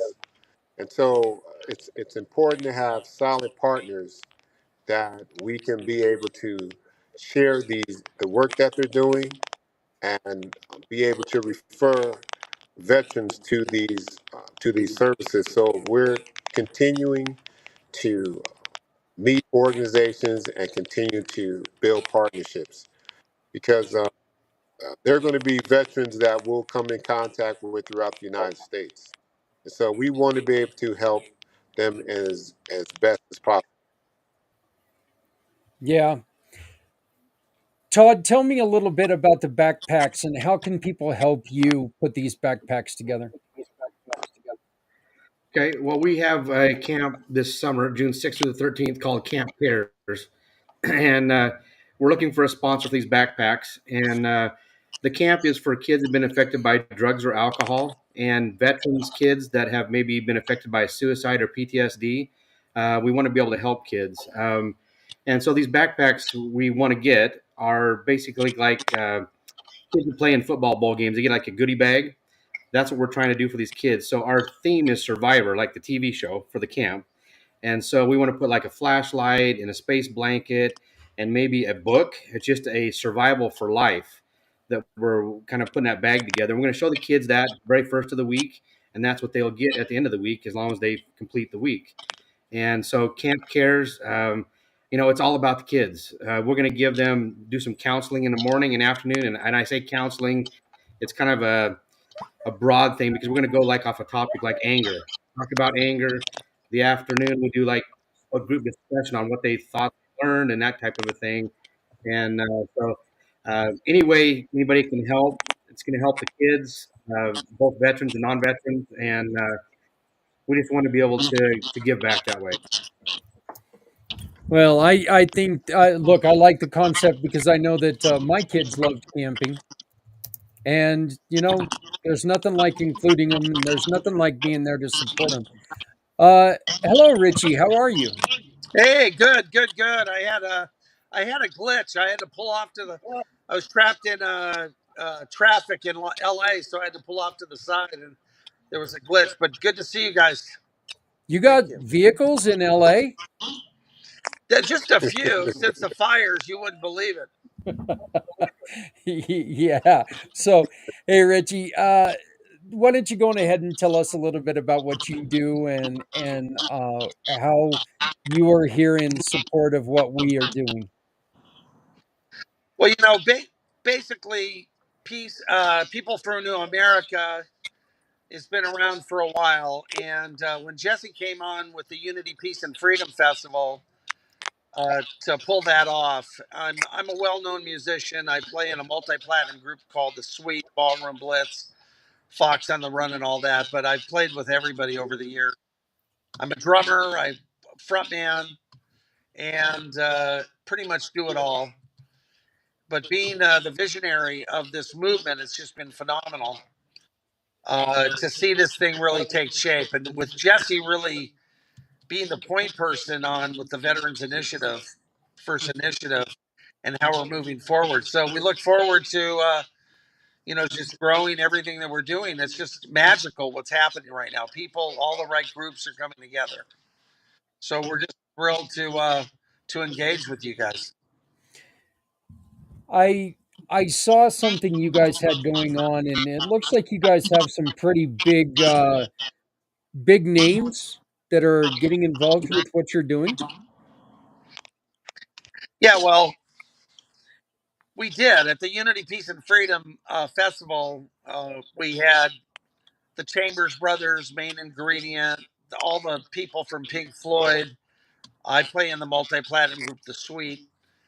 So you have star power. So when you put entertainment, mix it together with a good cause, and mostly with what Jesse has outlined with the Veterans First Initiative, you have all the ingredients to be able to really make a big impact, and that's what we're doing. We're doing that, and we're aligning ourselves. That's always been the plan. Align with other like-minded people out there to do some great things out there. Jesse, what is the end game? Is there one, or is the end game fighting for humanity? It's an ongoing battle. It never stops. It never stops. And so in doing, so I look at this as ministry. So ministry never stops. There's going to always be people in need. There's going to always be people that's going to need help, inspiration, encouragement. And so this is an ongoing thing. And I'll do this. I've been doing things like this all my life, and so I'm not going to stop until I don't have the strength or the breath to do it anymore. So this is all or nothing. Well, it's definitely. I think the others will agree with me. I'm hoping that you will have breath for quite a bit, for a long time coming to continue this, because obviously this is something that's needed right now. Um, I'm just going to go around the squares here and ask. Sue, do you have a question? Would you like to ask anybody anything? You're the professional radio person. You should be doing this. Oh my gosh, I'm having so much fun watching everything you're doing here. This has been the most amazing day. All of the people coming together. Oh gosh, to ask a question. I don't know if I have just one. I'm like, my mind is going in so many directions with this group. This is amazing. Look around the screen. This Yeah. is and I know there's others that are going to be joining us shortly here as well. This has been a lot of fun to get to hear all the things that are happening. I think actually with Todd, I know you actually have started doing a podcast as well. I wonder if you wanted to share a little bit about how people can find out more with what you're doing. Let's see. There you are. I'm unmuted. So yeah, we're doing a podcast. Thanks to Kurt helping me, and it's called Who Cares at 9:45 Mountain Time every Wednesday morning, and we're going on. It's just raw. We're just talking, asking some questions, telling us about the different things that the individuals are doing that we have on, and just getting to know each other and put the word out there that we need to help each other. However that is, whether it's just anything, really just the big thing is helping, not just sitting back and not doing anything. If you see somebody needs help, go help them. Don't just ignore them when you drive by them or something like that. So, Yeah. Sue, you said you had more questions. Go on ahead, please. My tongue's getting a little bit tired. Excellent. Well, I know Jesse and Richie, you guys have been doing so much in a short amount of time here. From what I've observed, when that connection happened with Kurt and all the things I keep hearing. I guess I'll start, Richie. Where do you see things going in the short term, and then where are your long term goals with your organization? Because I see a lot happening, and just curious, how are you feeling right now with all that? Well, all the right people are showing up all at the right time, and it's the synergy that happens. And I believe in divine timing, and I've been at this mission for many, many years. And then when we formed the nonprofit, but it's it's uh, it's a very spiritual thing for me, and the committees that we have, and I think that's why Kurt came in. He saw that it's about the whole enchilada, how we work together as a team, all the different nonprofits coming together. I won't go too deep into it, but the long and short goals. Uh, what is People for a New America? We're an umbrella for a lot of other organizations. That's what we did at the Unity, Peace, and Freedom Festival. See, music changes the world, and it's that star power. It brings people together, and that's why we had a prayer vigil the morning of our festival. It went on for 10 hours. That whole here we got LA more fire vehicles. Oh boy. It's always something going on here in Los Angeles. But in the long and the short of it, it's amazing when Jesse said after we did the Unity, Peace, and Freedom Festival was really bringing all the races and religions together. And we will continue that. But going for the veterans and helping the people that really need it right now, it was a good thing for us to align and mostly realizing there's not been a lot of concerts and a lot of things have not really highlighted our poor veterans who really need the help.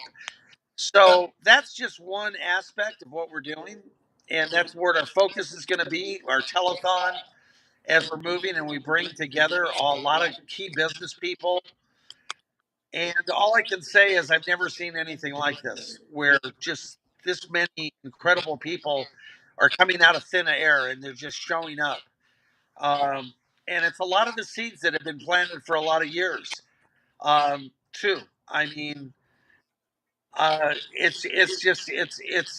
it's like a miracle, really, what's happening right now. And I just look so forward to all of us joining together to not only helping the veterans, but creating.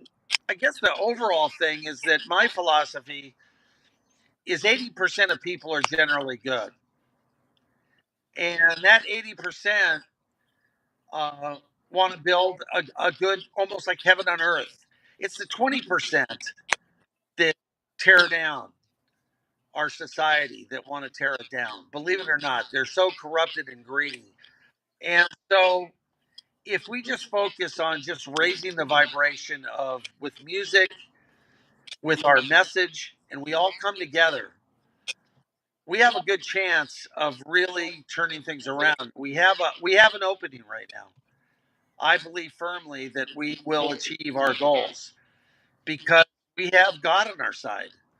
And Jesse is an amazing wise man, and Kurt is amazing, and all of us have these skill sets that we all have to start applying. We realize I have my skill set, and all of you have skill sets, and how we join together right now at this most important time is going to be key if we really create that better world that we're looking for. And I believe this is the moment in time because things are just naturally showing up. So I hope that gives you some kind of a view of what we're dedicated to. Yeah. Because we're not going away. We're just getting started. Well, I knew that you could definitely tell that you were a musician as soon as you said feel the vibration. You knew you were a musician right then and there. So, oh, by the way, Kurt, I liked how you kind of looked around and started smiling when he said you were a great guy. You were kind of like going, "Oh, who's going to get me? Who's going to get me?" I am. You are a good guy. Suze, did you have anybody else? Do you have anything else or? Well, one thing I heard Richie say was about we all come together. And Zach, isn't that what Pact Channel? That's what the ACT is. All come together. All come together. You Yeah. guys are ringing the same bells here and actually saying the same concept, that same theme of when we do all come together, things happen. That's Yep. where with Project Die Hard, that's where we're at. When we all come together, teamwork makes the dream work, and we all do get ahead. We grow farther and faster when we come together. And so, Jesse, that's where I want to come back to you then too. What is it that has really lit the fire in you to go down this path and lead that veteran piece as one of the first real big pieces that's coming forward with what Santa is doing? Where is it coming from in you? What is that for you? Okay, well, for me, I'm a former athlete, and I played collegiately at University of California, Irvine, Palomar Junior College, and I was a walk-on.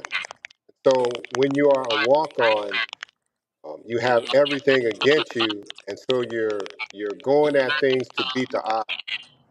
And so I was blessed to not only make the team but play and just continue to be driven to do greater things.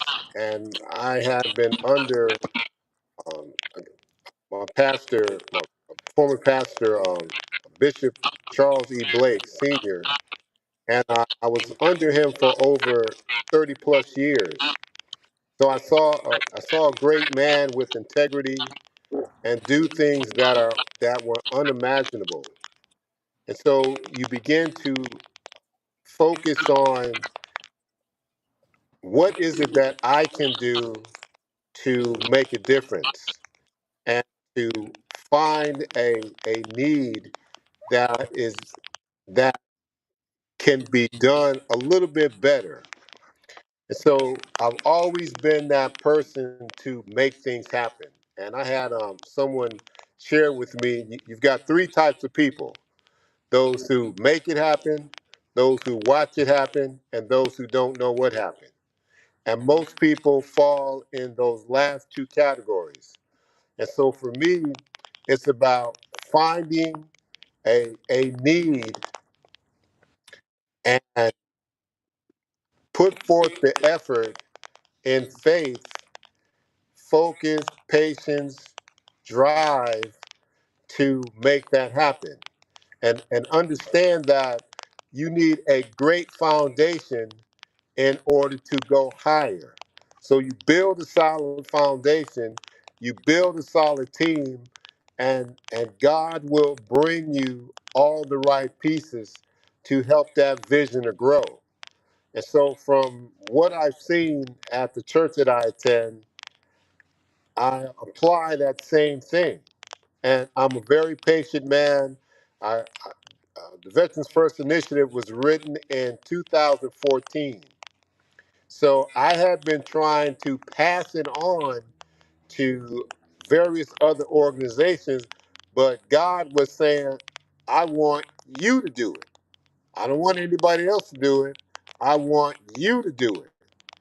And so after the music festival, we had, there's this gentleman named Ron Alexenberg. So Ron Alexenberg, he's like Clive Davis.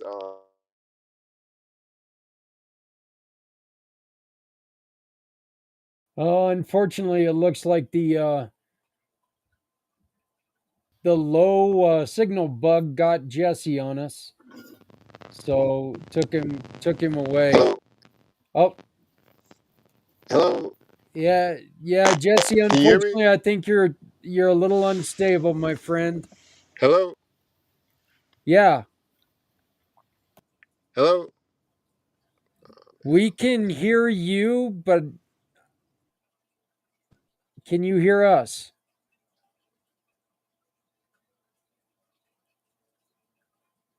Yeah, I'm afraid that we probably lost Jesse. Like I said, the unstable bug got him. The unstable signal bug got Mm. him. But so, um, Kurt, did you have any questions for anyone?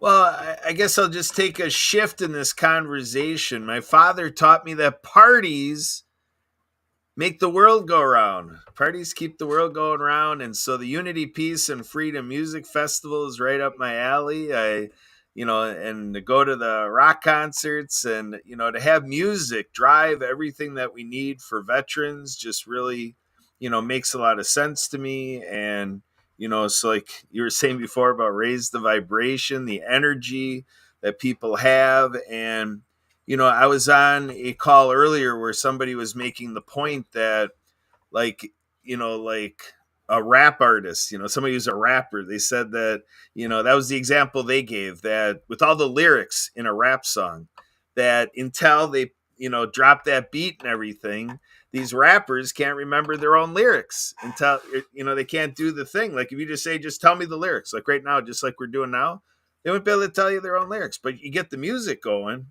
and all of a sudden everything rolls.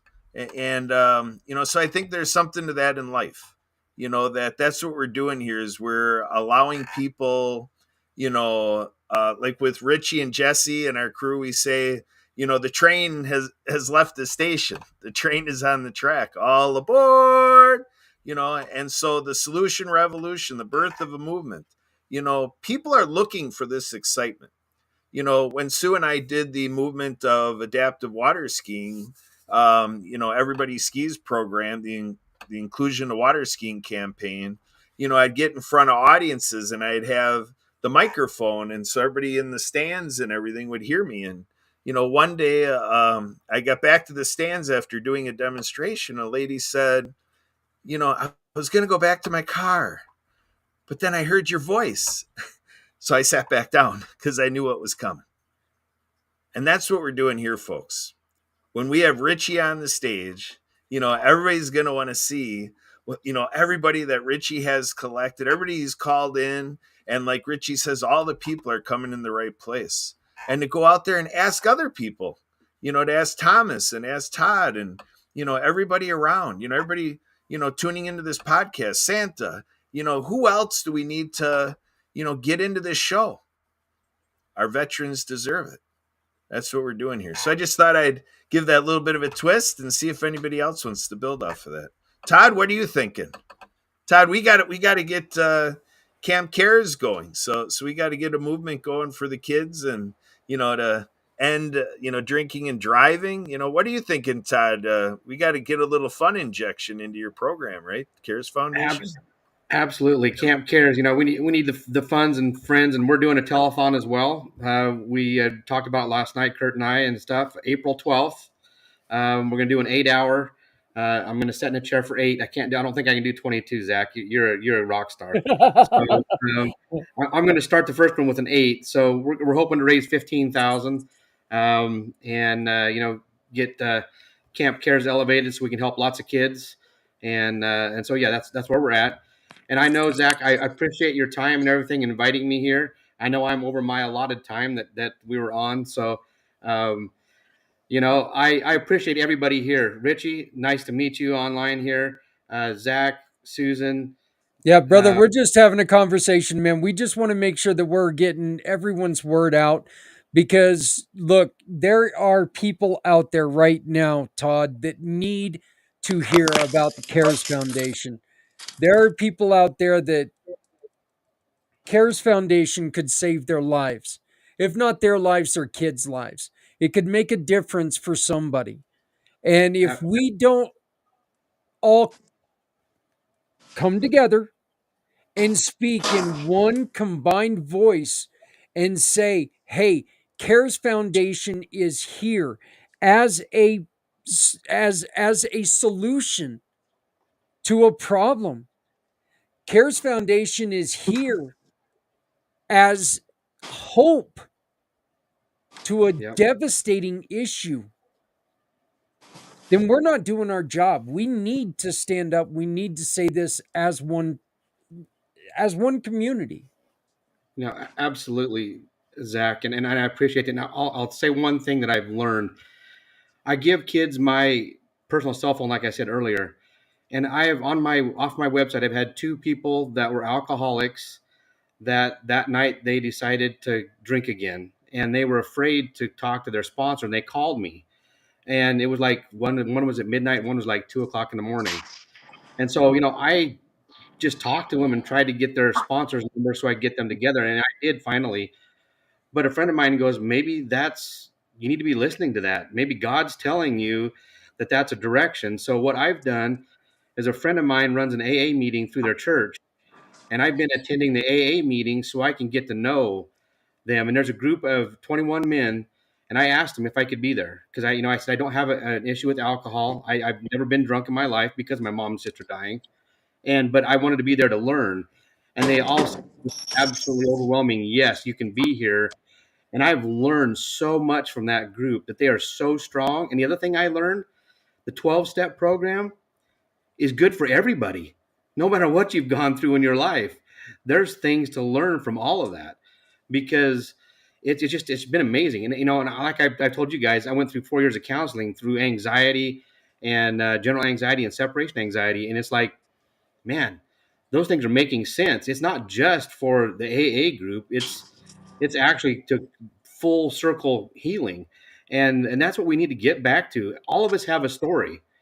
And that story may have dug into us here and there and gave us some sores and things like that. Well, let's get those healed. And that 12-step program will heal things for a lot of different people and also heal us kids later on.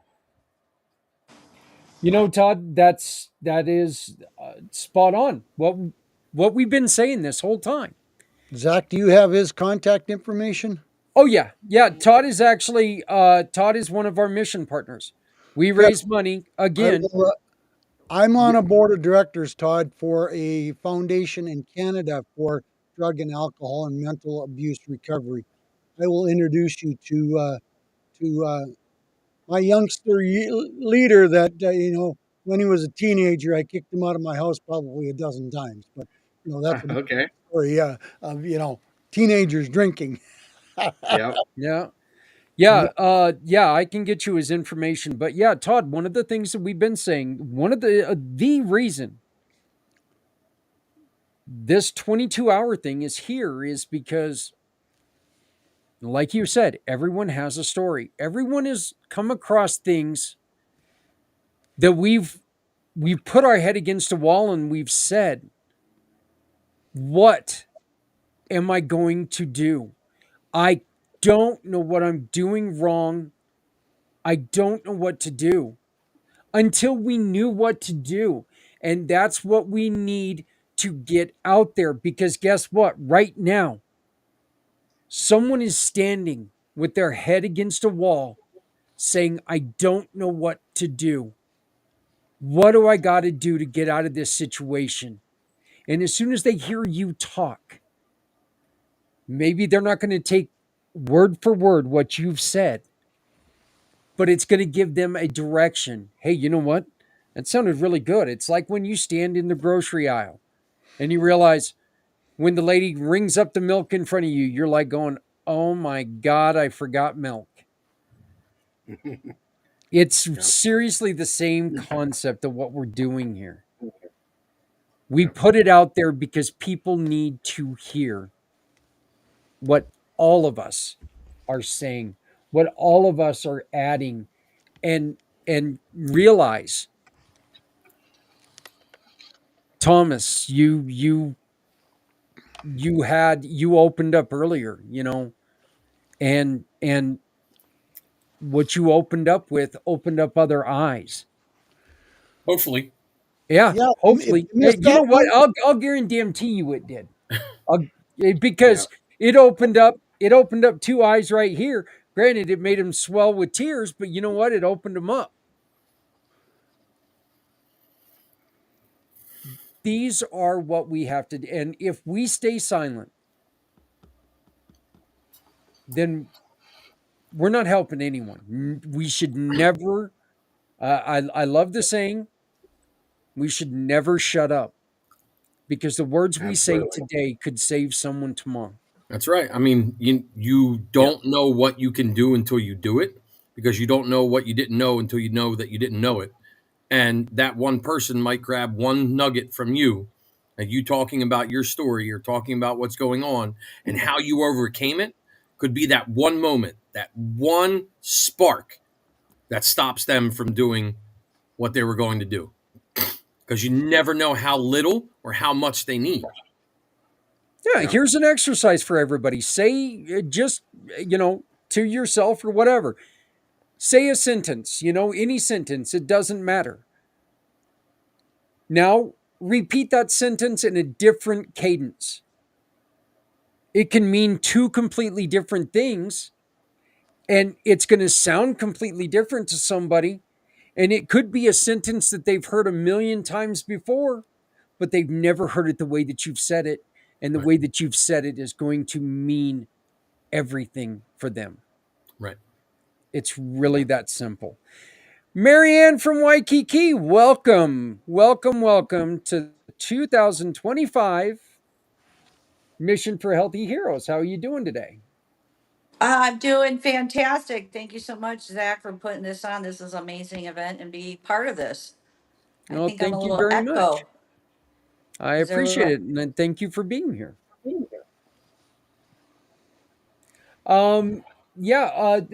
So tell us a little bit about what you've got going on. Well, I'm the author and Apple game developer of the first book of four called Underwater Acts of Kindness. It's the Acts of Kindness series.com.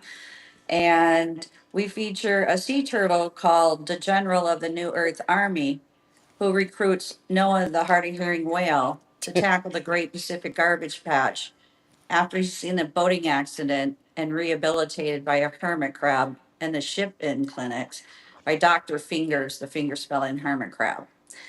And it's a story that Noah loses his hearing. My background is in audiology, and I was a case manager with the deaf. And I was also in an auto accident and acquired a hearing loss and vertigo and walking. So this is a story for ocean cleanup with the messages of peace, love, happiness, and thanks. I was a sign language interpreter for a deaf man over in Hawaii for over a decade. I got to be friends with a retired Navy diver who cleaned up the explosives around the island, and I got to sail with him. And I also got to sail through the ICW where the Navy fleets of ships are. So, what a great experience I have. And now we're leaving the legacy of underwater acts of kindness. So, all classroom teachers in the United States of America can receive copies of my books from Donors Choose. We have a new video if you received it and can play it, or Sue or Kurt can help me out. It's a dynamite new video. I created coloring books, YouTube channel with Trevor Gibbs, who we met, who makes sure your websites are ADA compliant. That's American Disabilities Act, meaning that the text size have clarity, the colors. Men over 50 tend to acquire color blindness.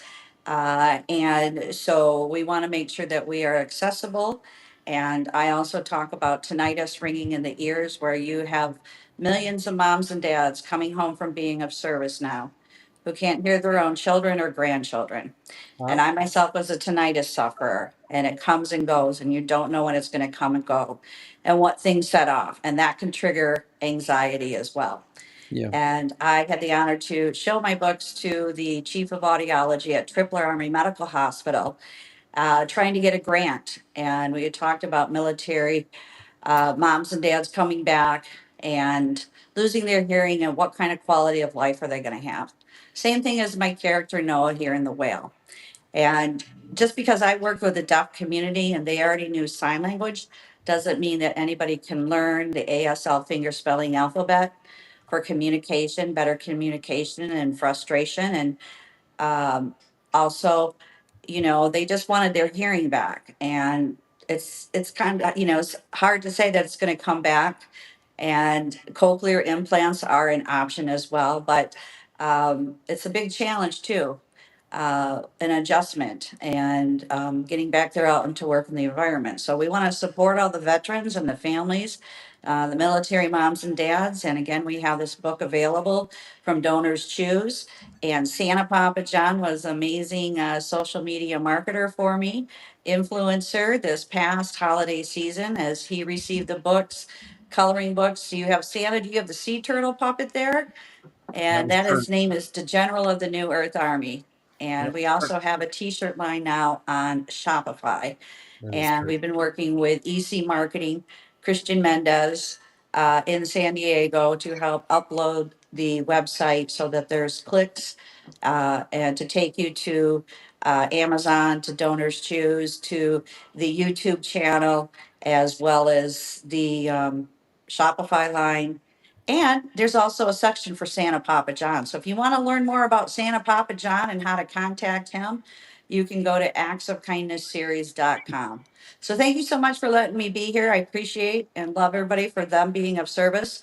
The Army, the Navy, the Air Force, the Marines, the Coast Guard, for protecting us.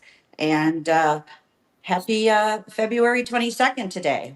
You And got oh, it. Well, by the thank way, next month is World Water Day, so we'll be giving a free download of our second book, Pool Acts of Kindness. Now, Zach, on Christmas Day, you did another marathon fundraiser, and we get a free download of this book, Underwater Acts of Kindness. So if people did download it, you can follow up with us, as I'm a guest speaker every Saturday with the World of Ability with Sue and Kurt Roscoff and Emily Goldmeyer, and Santa Papa John joins us. So there's my little other book club lovers and supporters behind the Acts of Kindness series. So thank you so much. Mahalo and aloha. well, thank Thanks you for all so the very plugging, much. Kurt. Uh, Todd, I know that you've got to take off, my friend. I want to thank you so very much. Please remember you can support Todd and CARES Foundation once again with the Community Pay It Forward program. Very simple. Shop with any of our partners, click a picture of your receipt, and attach it to his QR code, which can be found if you contact him, or you can find it on communitypayitforward.us. You shop, click, and pick. You donate to wonderful organizations like CARES Foundation. Todd, thank you. Thank you for joining us. Thank you for being a huge part of the 2025 Mission for Healthy Heroes, my friend. Thank you, Zach. I appreciate it. And thank you to everybody that's on. Kurt, Susan, love you guys. And we will see you later. And Papa John, Santa Papa John, I'll get together with you sometime soon. Yes, look We'll forward talk to soon having a as great well. conversation. God bless, Todd. God All bless. right, thank you. Please keep up the great work. I So, will. Papa John, any questions? Hey, it's another roaring successful session, and it's brought out a lot of different ways that we can reach out. Ways we can keep the communication factor open. And you know, Thomas and Zach and Kurt and Sue, and of course Marianne. We all stress that communication is such a key component to not only this mission, but many different missions that we support. So if everybody takes 2 seconds and listens to what someone is saying, you never know how you can help them. And we were given 2 ears and 1 mouth for a reason. You know, if we all use the communication factor, we all support, we all love, and we all help each other, we're going to make this a better world one step at a time, one page at a time. And Zach, you're doing a tremendous job. And I think you're reaching a lot of people this year. And kudos to you, my brother. It's, it takes a lot of kahunas to make a commitment for 22 hours to be online and be on the air. And, I can see there's a lot of other people not willing to step up to the plate. So, you've got a great support team that's helping you make this mission a success, and we need to share it, and we need to make it bigger for even next year. So keep up the good work, my brother. But you know what the truth is, Santa? I think a lot of people just need that little bit of a nudge. They need to go, you know what, we can do something. Let's stop sitting in the sidelines. Let's do something here. I did want to share one. I find it a little humorous. A comment from Irene. I have a great idea, and making all the leaders of the governments to go out to space with one bologna sandwich, and they can't come back to Earth until they can learn how to act like an adult. I don't think we'd have leaders anymore because I don't see any of them acting like an adult. So it's that kind of brings to light a comment that I said, a couple of years ago, and it's like right now, if you take and you try to get a bill passed or something, good luck with that. You couldn't take a chocolate cake into Congress right now and ask them if it was good and get an answer. One side would say no because it's made with Republican sugar. The other side says no because it's made with Democratic flour. Shut up! You're wrong. It's a chocolate cake. It tastes great, Oh, right? and the bigger point is it wasn't cut in a straight line. Yeah, well, yeah. Well, and one side or the other wanted the bigger piece, so that's for damn sure. But hey, Marianne, what's next for you? What's next for me? Yeah. Well, I'm just excited that we're going to complete this fourth book, Cool Acts of Kindness. And so my series of the books are for ocean cleanup, anti-bullying, climate change. I have T-shirts designed with the characters of the books, and I've been speaking to people with Unicorn Universe to help me find funding to bring the books into animation movie, and we're going to pitch it to producers at Netflix. So I need to get it out there, but I that's like I that's like kind of the enough right now, but and we're going to be celebrating World Water Day next month. So we have lots of interviews with Leon McLaughlin, Clean Water Foundation. He's bringing water units to the Hopi and Navajo reservations and other worldwide countries because everybody deserves clean water. And that's what we got happening for the spring. I'm down here in San Carlos, Mexico, and we have an organization called the Parrot Heads who party with a purpose. And they have house parties with beautiful musicians. And on Saturday, World Water Day, they're going to be having another event where the fundraising will be a water unit for a local school or orphanage here in San Carlos, Mexico. So once a month or I want to say once a quarter kind of projects are kind of enough for me. Last year I won the Awesome Grant Foundation Award, $1,000. Anybody can apply. There's different states, countries, categories, such as Kurt and Sue can apply for on the water as their water skiers and take disabled veterans out. You can say, hey, I need $1,000 to get some new skis or new adaptability skis for the veterans. And I posted it, and that month I won it. So Leon was in Hawaii in October, and October was anti-bullying month. And so we shipped them books and a water unit. And I set it up for Leon to go on in campus with the deaf principal, as well as a sign language interpreter and about 15 elementary students. And he gave a presentation of the water unit. So we want to multiply that Acts of Kindness series. And through Kurt and Emily, we were able to record it on Zoom. We just shared it today as Sue played it today on the World of Ability to see Leon doing a presentation in front of the class. So now we have video, so we can pay it forward and share it with other places to do the same thing. So I'm doing that in San Carlos, and I'm also applying for a grant through the Pollination Project to gift a water unit and our books to a library in Nigeria. Now, the fun thing is our fourth book features a bee named Pollination, and this is the Pollination Project. So I'm having fun using ChatGPT that can help me create these videos and a business plan for another friend here in San Carlos to bring the books to the schools. My landlord was just here. I showed her this amazing video, and she's like, "Oh my gosh!" And wants me to talk with another lady here who's very passionate about whales to bring these to the schools. So I'm getting good vibes from people from just seeing this video. My chiropractor told me it's badass, but I don't think he was talking about my ass, was he was cracking it.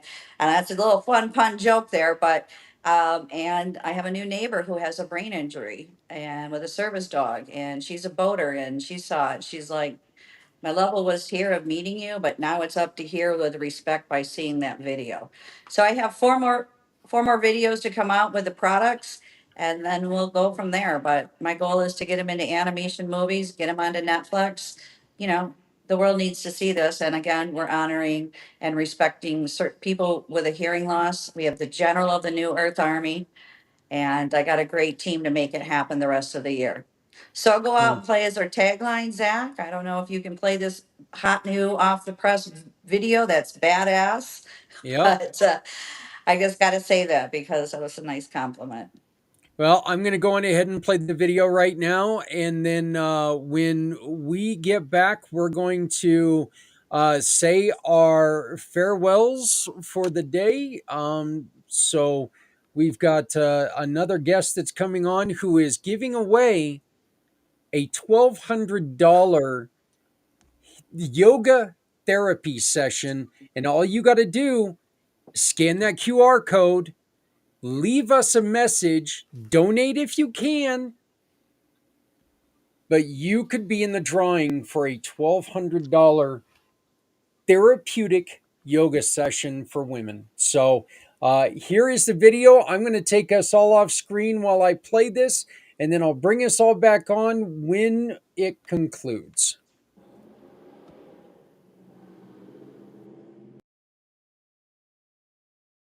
What if you could help save the ocean just by listening to a story? Set sail with Underwater Acts of Kindness. Join Noah, the hard of hearing humpback whale, and his marine friends as they take on the Great Pacific Garbage Patch. On their journey between Hawaii and California, they discover an enormous pile of plastic, but with teamwork and courage, they plan to clean it up. With the guidance of Dod General of the New Earth Army, they rally ocean creatures and you to help restore our seas.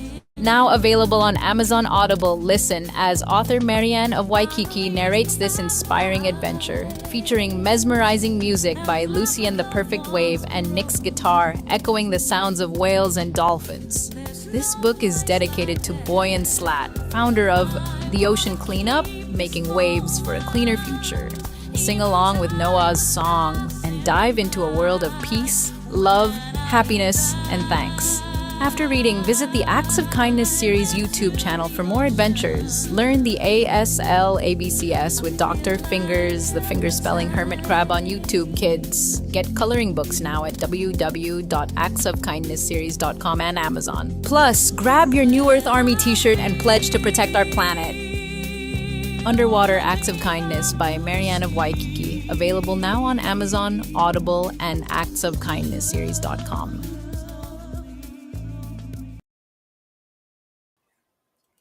That was very good. Very good. I thank you for sharing that with us.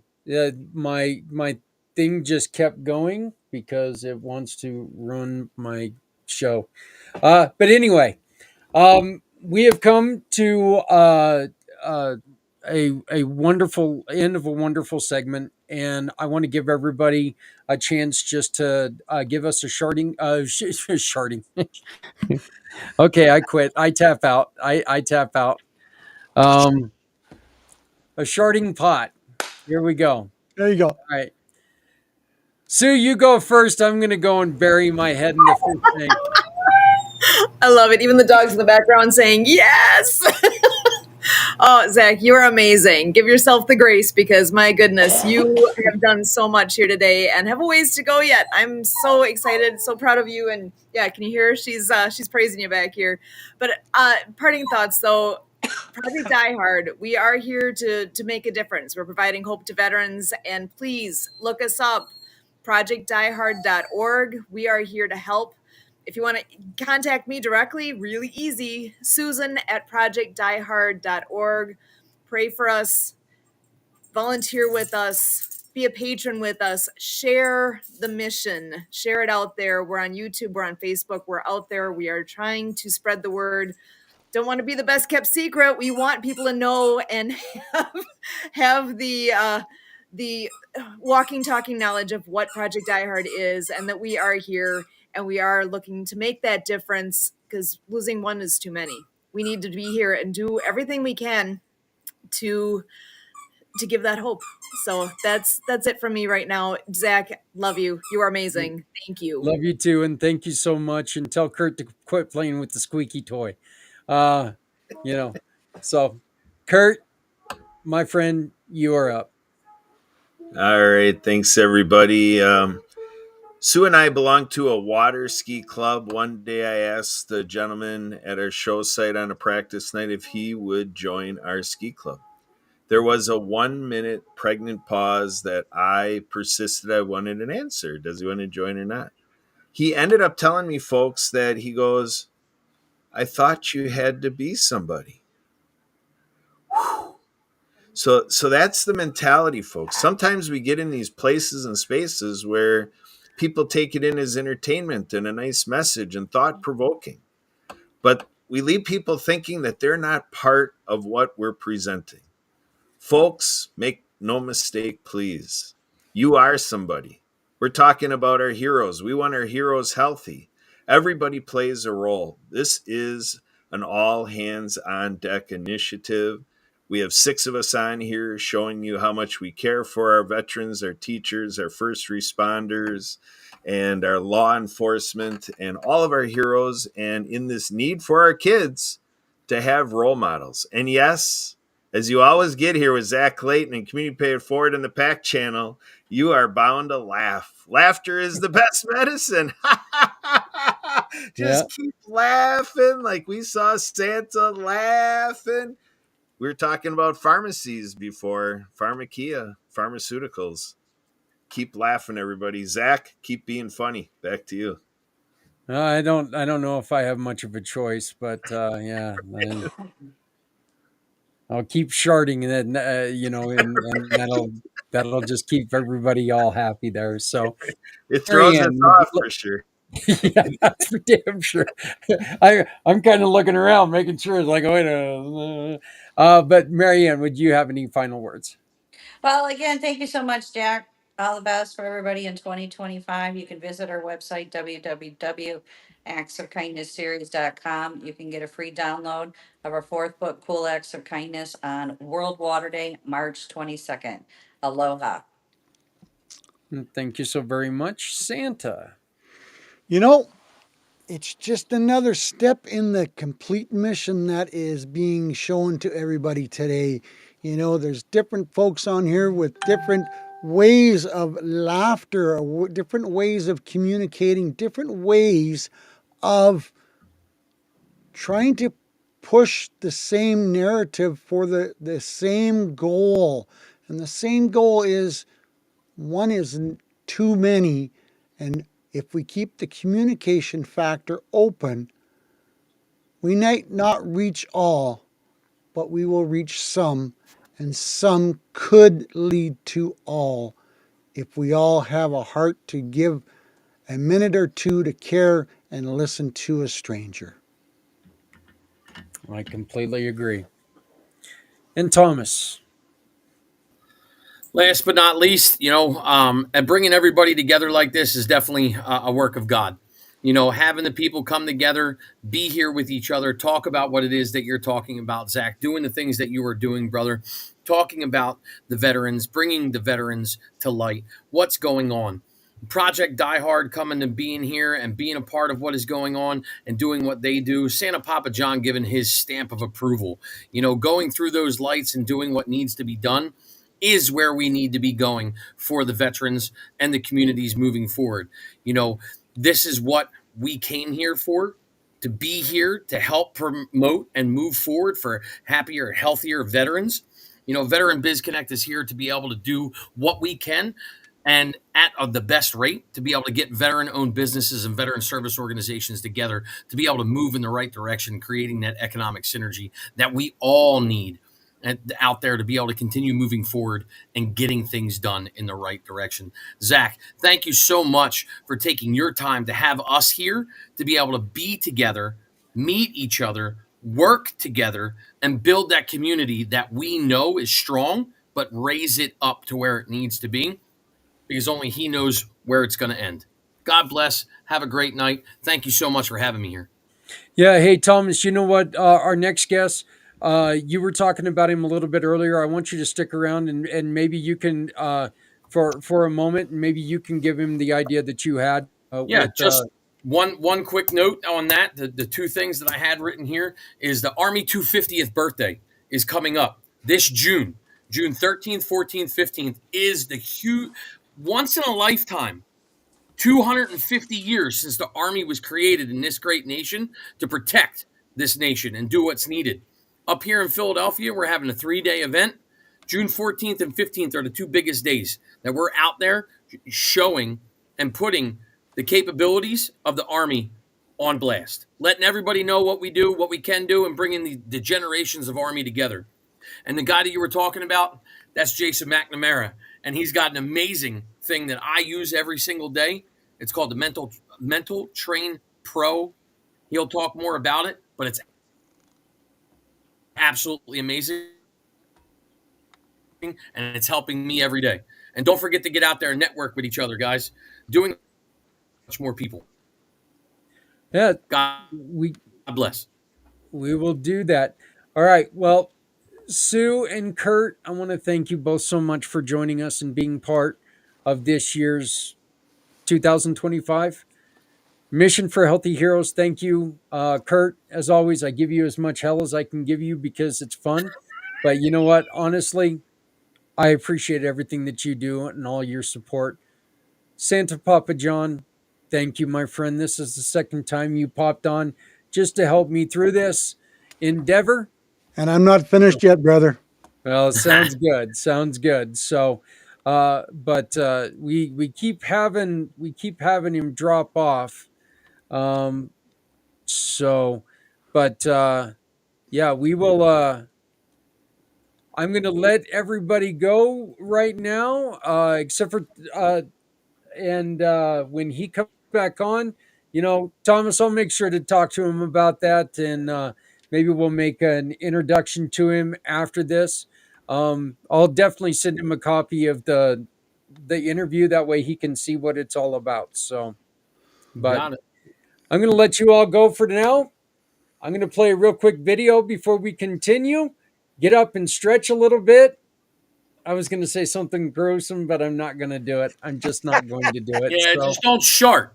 Yeah. I was just going to say, I need to go turn the mic off first, okay? Yeah, I need to go and check something, but yeah. So, hey, remember, folks, we are all here.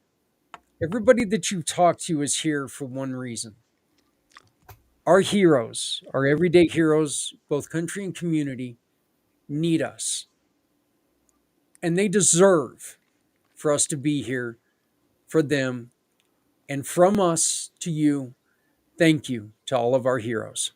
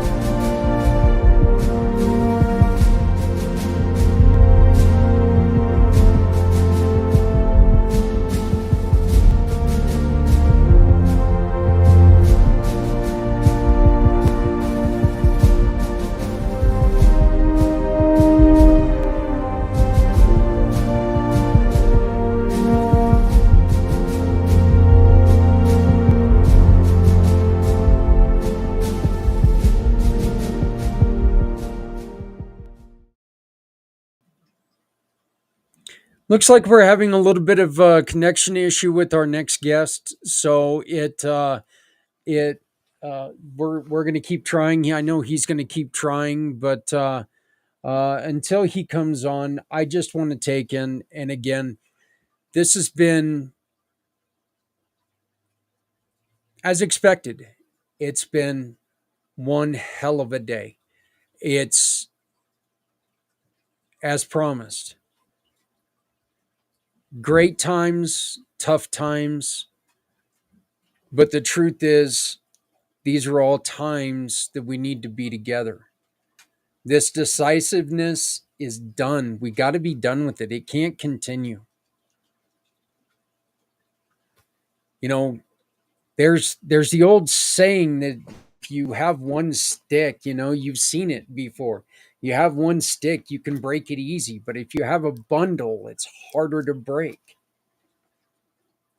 Bit cliche, maybe, but true. It's true.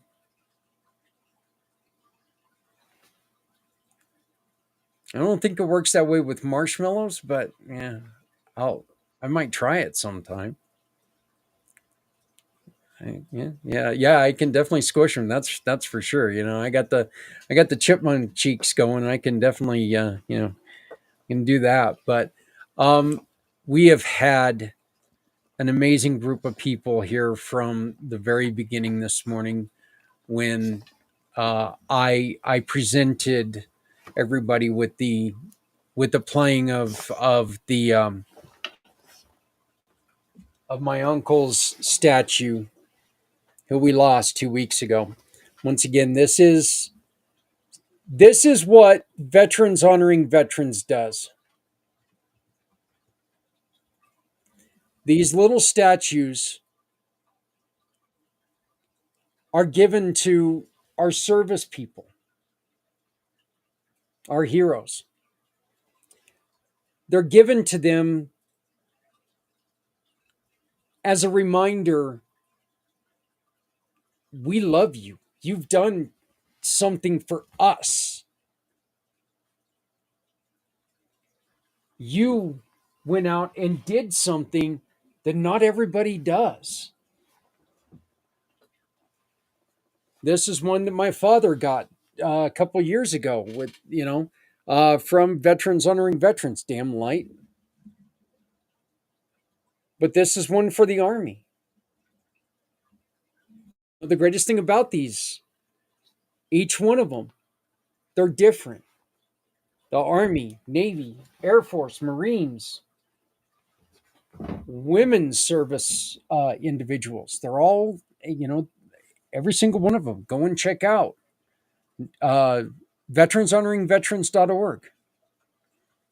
Yeah, I don't have one for Space Force yet, but but the thing is that, as you saw with my dad said Vietnam era. Dad wasn't in Vietnam. But like Thomas and I were talking about earlier, if my dad wasn't doing his job in Berlin, it would affect the kids that were on the ground in Vietnam. Jason has joined us. Hopefully we've got him. Hopefully he's going to stick around. Jason, how you doing, my friend? Gentlemen, I don't know if y'all can hear me, but I have no volume. Okay, you guys can hear me loud and clear. That means I can talk. Yeah. All right. Yeah. I'm doing this. I just can't hear nothing. Okay. All right. We going so, ahead. Thomas, good to see you. Zach, good to see you guys again. I don't feel right having a long conversation, not being able to hear, but I know both of you gentlemen, and I know what today is about. So thank you for being here, and thank you for doing what you're doing. Don't know what the conversation was leading up to this. I know Thomas has had some good experiences with us. Thomas, go ahead, sir. I'll be quiet. Give me a thumbs up when I should talk. No, you're good to go, brother. The conversations and the experience that I've had with the No More 9 to 5 Club are absolutely phenomenal. I was telling him about the Mori method and your mind trainer. Mind Trainer Pro, that is something phenomenal that's helping me personally with my PTSD and the things that I'm utilizing. And I recommend any veteran out there that's listening to get a hold of Jason McNamara at the No More 9 to 5 Club and ask to look into that Mind Trainer Pro by the Mori method. It's absolutely phenomenal. It's wonderful. And I have 2 other friends, personal friends, dedicated longtime service members that are suffering from PTSD as well, that I've already referred to Jason, and he's given them the ability to be able to utilize that as well. And it's helping them on a daily basis. So it's a wonderful thing. Not only that, this is something that the 9 to 5 Club is doing. They're running something special for the veterans. This isn't he's doing a lot of stuff to help out veterans. So I'm going to give him the thumbs I'm up going and to try let to turn him on live talk. captions. I'll be right back, guys. So, okay, I was going to give him a chance to talk, but he's going to take off on us. He said he's going to try to turn on his caption so he can at least read what we're saying, since he can't hear it. Okay. Well, yeah. We can. So now this is when we start thinking of all the weird words that sound like something else, and really screw up the caption. Yeah. As long as you're not sharting on screen. Yeah. I would actually love to see what the caption of that would be. It would probably be like, right. It'll come across with no, can't say that. ain't saying that. Yeah, no. Exactly. No. So, tell us a little bit about the Mori method. So what it does is the first part of it that I was listening to, that I've continuously listened to over and over again because I thought it was very helpful.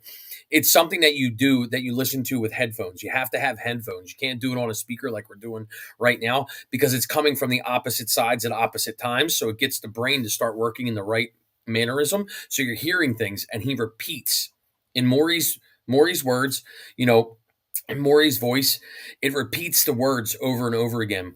I don't have them memorized, but I do know it helps me feel better about myself, because it's all about self-realization, about how you are worth it and you are meant to where you want to be. And it's been phenomenal for me. It's helping me move in the right direction.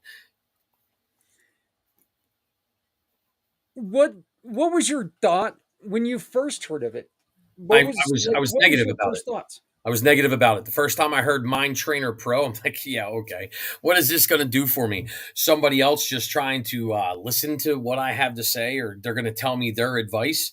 But it wasn't about advice. Murray's not sitting, like the Trainer Pro isn't about them sitting there telling me what I need to do, where I need to be, what I need to stop, and what I need to start. It was positive affirmation repeated over and over again in a tone that is not demeaning or authoritative to make you want to stop listening to it. It's comforting. It's not exactly comforting, but it's reassuring in the essence of the way you're listening to it. Well, guess what? We have an answer about something.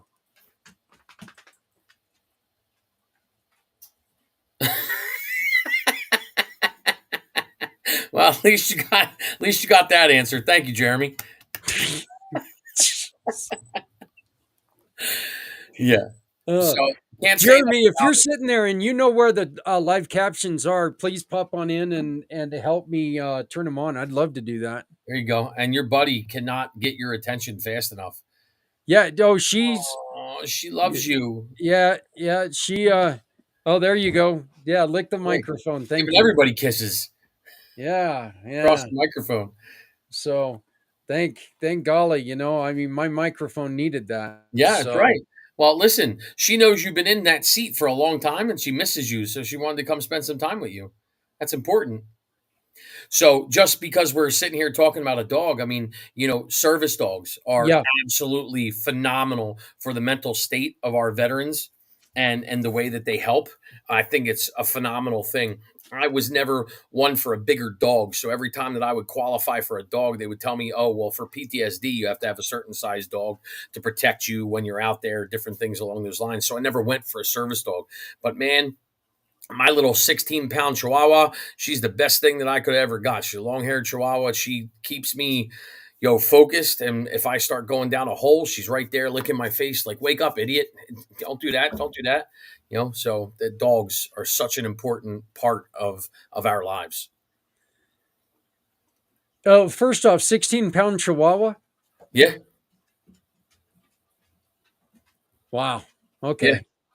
Yeah. Well, she's a mix. She's a long-haired Chihuahua, and she's 16 pounds. She's tiny. I love it. I wish it would have been a 10-pound Chihuahua. I wanted something small. I didn't want a big dog. I'm not into big dogs. Okay. See, here's the funny thing: the big white dog. Yeah. We went in for a lap dog. Okay. You got one, just a big one. There he is. Can you hear us now, Jason? Now I can hear you guys.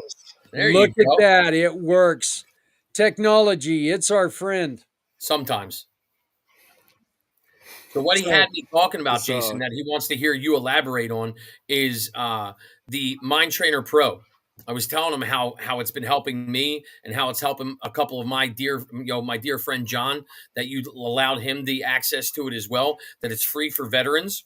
Once they contact you, that you can give them what they need, and that it's a phenomenal method to be able to help us with our PTSD. And I give it to you. Absolutely, brother. Well, I can't take all the credit because Maury Zelkovich, the brain scientist, I'm just the guy that kind of met him and realized the value. And when we started talking about giving it out to veterans, he was like 100% yes.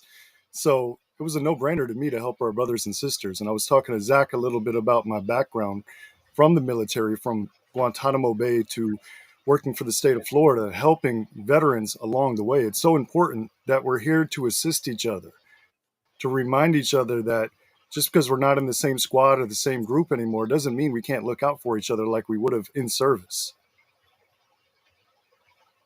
So brain entrainment technology is like going to the gym. Yeah. Right? Yeah. A lot of people go to the gym if they want to get in shape, but they don't take the time to do the shadow work or to exercise their brain, to do an audit of the quality of their thoughts. Every day when you wake up, you need to be your best friend. You need to be your biggest cheerleader and supporter. And what this technology does, it's like a force-guided meditation with a little army of neural soldiers that dig deeper neural trenches and pathways to positively affect mood and behavior. If somebody wants to change, if they want to feel better, let me put it like this. Feeling happy feels good for a reason. It's because we're supposed to feel happy. We're not supposed to be stuck in the past or stuck in the future. We're supposed to be enjoying the now. And this tech helps you do that. It definitely brings us into the present, which is the gift that you're talking about, keeps us here, and then helps us motivate in the exact direction that you're talking about, Jason. It's been phenomenal for me. I love the constant positive affirmations going on both sides of my head. Moving forward in the right direction is definitely a key, and I really appreciate the ability to bring the Maury method to us with the Mind Trainer Pro. Yet, do me a favor, Jason. Talk about what you and the No More 9 to 5 Club. What do you tell us about what you're doing for veterans with the Maury method? Sure. So obviously the PTSD version is one version that Maury's technology helps. It can help a lot of people in a lot of different ways. So for me, when we built the club, it was the mission over the commission. And it was actually me and a whole bunch of other combat vets that were successful in their respective fields that started talking about it, that planted the seeds for the No More 9 to 5 Club. And we were talking about being like Robin Hood, just actually doing good in the world, getting to that point of philanthropy. And this technology, it's been around for decades. Maury invented it because there was a need. He needed it. The Brazilian military started using this 20 years ago in their MPs, and they still use it to this day. So there's, I think only one or two people have said I'm a snake oil salesman, but I'm not trying to sell this. I'm trying to give it away. The thousands of testimonials, the positive results speak for themselves. Thomas knows. Anybody that wants to try it, we don't need to charge you money. We just need you to join. And the No More 9 to 5 Club, we already have a free community for absolutely everybody, but we want to give veterans upgraded perks. We have a veteran specific chat inside of the club just for vets, because camaraderie should not go away. We should be able to sit there and collaborate. And we run a veterans philanthropist meeting twice a month. We do it on the second and fourth Wednesday at noon Eastern. And it's not just for veterans. It's not just for philanthropists. It's not just for veteran philanthropists. It's for any combination thereof. High vibe people trying to get together, whether you're showing up and you need help or you have help. The point is, you speak up. You offer what you have, or you put your hand up if you need a hand up.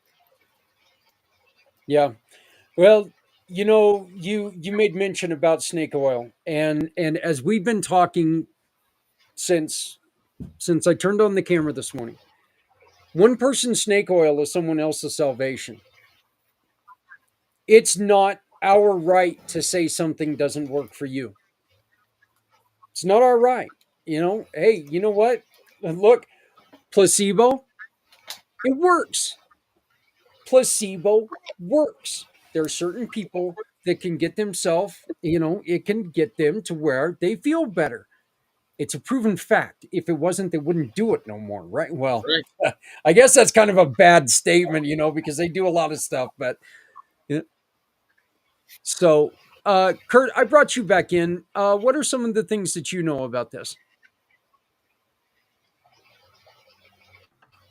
About the brainwave entrainment. Yeah, That's what yeah. you. Give us your thought. Yeah, I've known Maury for a few years through the Happy Neighborhood Project, and he's introduced me to Barry Shore, an ambassador of joy. And, so the brainwave entrainment, we can start to think of it. I was speaking about music, in the earlier segments, right? So we know this effect that sound and waves have on the brain. And Maury talks about the triliminals, getting the different parts of the brain, all in synchronicity. And, he's got the ability, with his voice. And in this day with AI, he's able to use AI tools to learn his voice. He had an illness for a while. So AI saved him because the illness was ruining his voice, but he had already trained the AI to his voice, so he was able to keep his work going, by making it exactly what he wanted. And then you can do different tones and well, Thomas, you're using it, so and the idea is you put headsets on, so all of the sounds and the voice and everything that Maury has set up, you know yep, you just listen to it and it does its work. And so you just get in that restful state, and you let the brainwave entrainment do the work. And so the idea is, I was speaking about like energy, where people have energy. And so that's what it works from, with the brain. It's trying to normalize it, because with all this stuff we're dealing with, it starts to get our brain waves and the neurons and everything. There can be misfiring and all of those things going on. So Maury has created this brainwave entrainment to help bring things to those corrections and make the variations in our brain activity that help us achieve various goals. So he's got so many programs. It's like, what are you trying to achieve? Are you trying to achieve a peaceful mindset? Are you trying to achieve accomplishing academics? Are you trying to achieve weight loss, to quit smoking and, this type of stuff? So he can start to work all of that brainwave entrainment to create the brain activity that would match the outcome and your goal that you're devoted for, and, what you're reaching to the technology to do. He's got that all figured out. And he figured it out because of his history of suicide ideation and decades of depression. And, so this whole system he created to save his own life and to bring value and, to allow him to experience joy again. It's amazing. What it's all about. It's very powerful. It's something that nobody else has done. So I look at, there's 175 billion people that have ever been on this planet. And Maury Zalkovich is in this package is innovative. Never before in the history of mankind has this ever been done quite like this. Yet, Jason, we had a guest on a little bit earlier, and Go ahead, Zach. and Thomas actually had brought it up to me that and Thomas, I'll let you explain to him a little bit about what you think really would connect with him.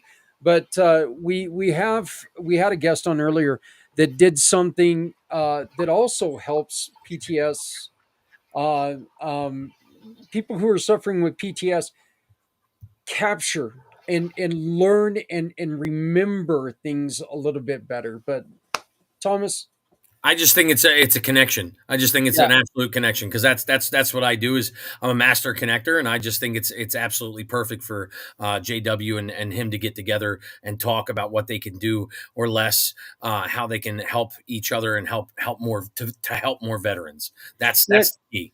And what I'll do, brother, is I'll send it to you, Jason. I'll send you the interview so you can take a look at it, and I'll send you his information because I agree. I think that look, first off, the Mori method, is there too much of a good thing when it comes to this? I mean, neither one of these are, neither one of these are depending on drugs or shockwaves or anything like that, right? So let me put it like this. So this is to go off of what Kurt said. You put on these pair of headphones, and you're going to actually feel like you have three speaker phones in your brain. You're going to hear things in your right brain, your left brain, and your center brain if done correctly. That means at the same time you're going to hear three sets of voices inside of your head, which might sound a little weird and confusing at first, but it's doing that for a reason. It's a new, unique experience, and it actually will help you train your brain. You have to want to get better. We can't make medical claims with this, but I will say this. The recommendation is to do just a half hour a day. That's less time than it takes for you to drive to the gym, do a workout, and go home for your brain's health, for your mindset, which is the command and control center for the rest of your life. Your body, every decision you make, no matter what you do, feel, think, or act, your brain is really guiding you, unless you're really good at just trusting your gut. And even then, your brain still has a say. So it's really important to make sure that you're doing something to check those quality of your thoughts. And, if you ask if too much is a bad thing, well, obviously don't do this for hours and hours a day. Go out, get sunlight, take a walk, breathe fresh air, drink plenty of water, have balance. And that's what we're all about. We just want to be a part of the equation that helps people live a happy, healthy, fruitful, long life, especially those who have served when they come home. Sometimes it's a little bit difficult to figure out where to get in. After the military, I became a disabled veteran outreach program specialist. And whether it was guys in the woods or on the bar stools, my job is, if they had an inkling to do better, to get meaningful employment or have some kind of future that wasn't on that bar stool or out in the woods or whatever it is that they were in, my goal was to help them. And I want to continue doing that. I didn't get paid much for that job. It didn't help me retire, but it taught me so much and rewarded me internally. And that's something I'm going to continue to do till the day I die. When I look out for somebody that needs help, I'm going to help them. Yeah, I love it. Can you give us a little bit more information about the No More 9 to 5 Club, please? Sure. Well, so after that job at the state of Florida, I wanted to make more money.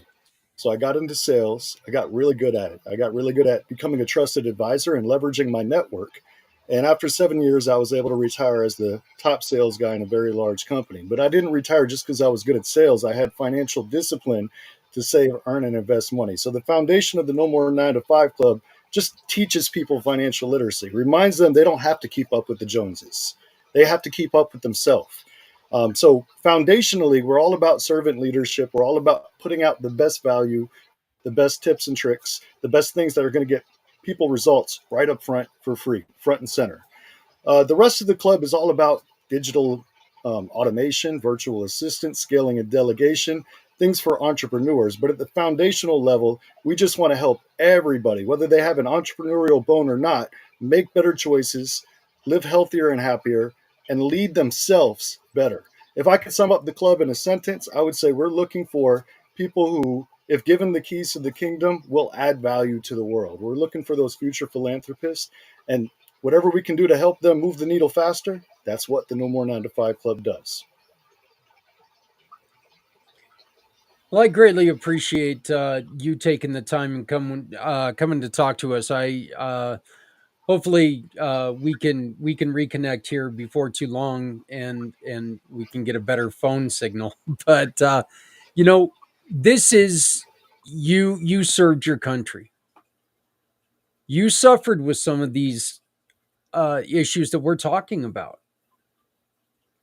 What would you say is the most important thing that we as a community need to do to make sure everyone around us is safe?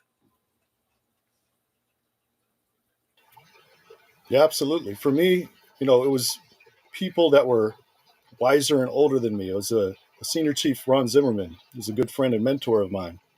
And we were helping people at the state. And he saw something in me that I was in denial about. And he told me to go get help, or he was going to kick me in the butt. And I did. I went to the VA. And a lot of us, I think the biggest thing that we need to change is this stigma that by going to get help or needing support, we're weak. We're not weak for asking for help. We're weak if we deny asking for help. That's what makes us weaker. If you're hungry, you need to get up and go to the store or order a pizza or something, right? If you need help, if your cup is empty, you have to fill it up. And if you're too afraid to speak up and ask for help, your cup's going to stay empty and nobody can help you because nobody will know you need help. So for me, the biggest thing that we can do is break this stigma that if you're a veteran and you have all your fingers, all your toes, all your arms and legs, you can't ask for help. That's bullcrap. We're here to support you, and not all injuries are physical. I'm 100% PNT, and it's not all PTSD. I've got degenerative arthritis, not to get into my medical history. I've got a slap tear in my shoulder, tinnitus, a bunch of little things that add up. And if I would have let my pride and ego stop me from going to get help, I would not be the man I am today. I went to the VA. I went through cognitive processing therapy. I did a 2-week inpatient treatment center for PTSD way before I built the No More 9 to 5 Club to battle my own demons. I needed help and I asked for it and I got it. That's the big thing.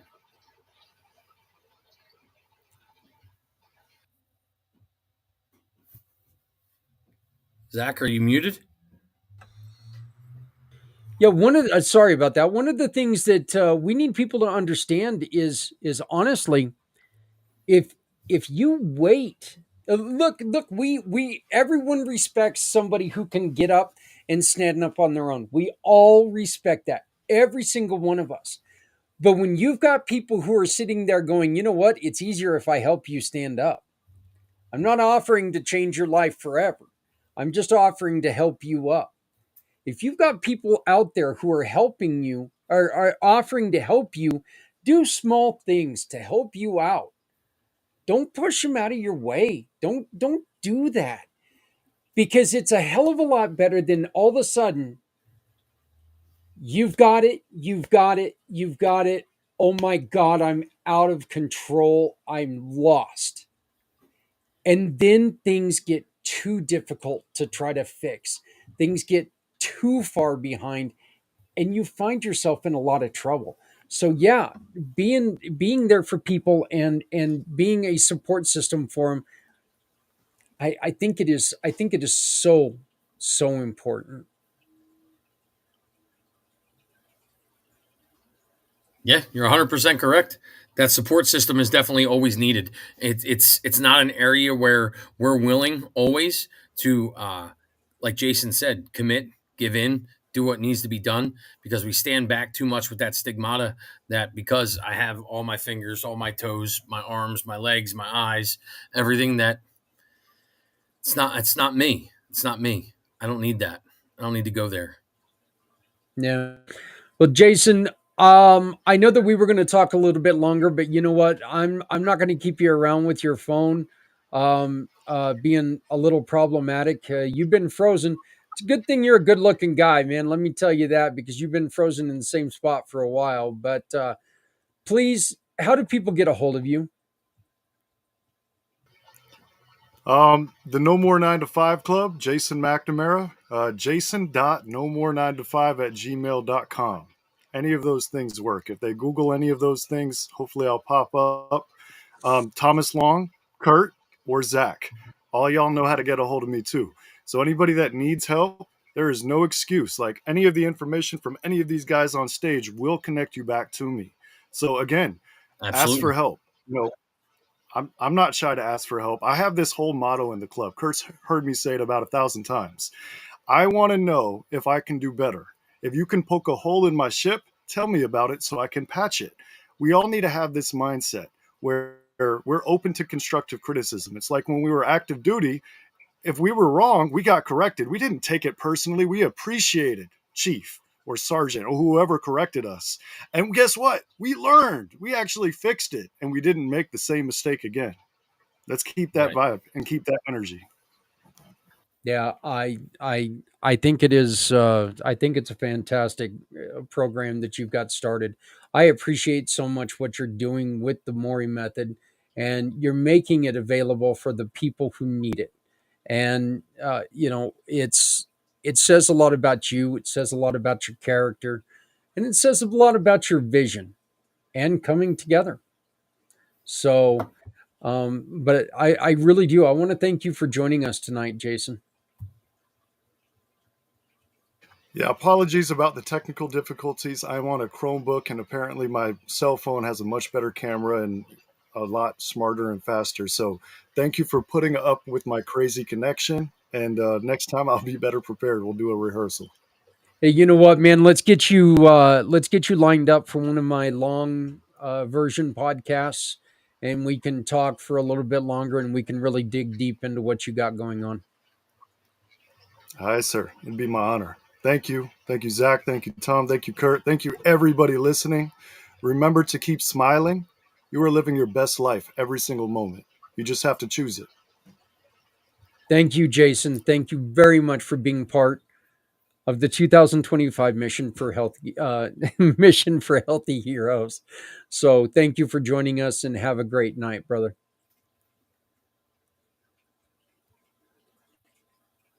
God bless, Jason.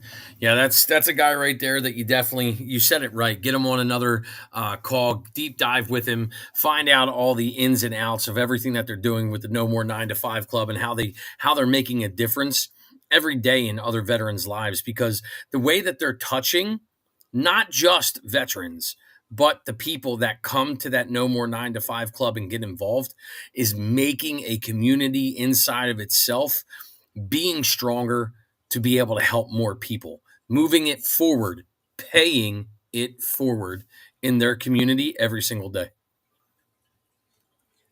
I've only had a brief conversation with him.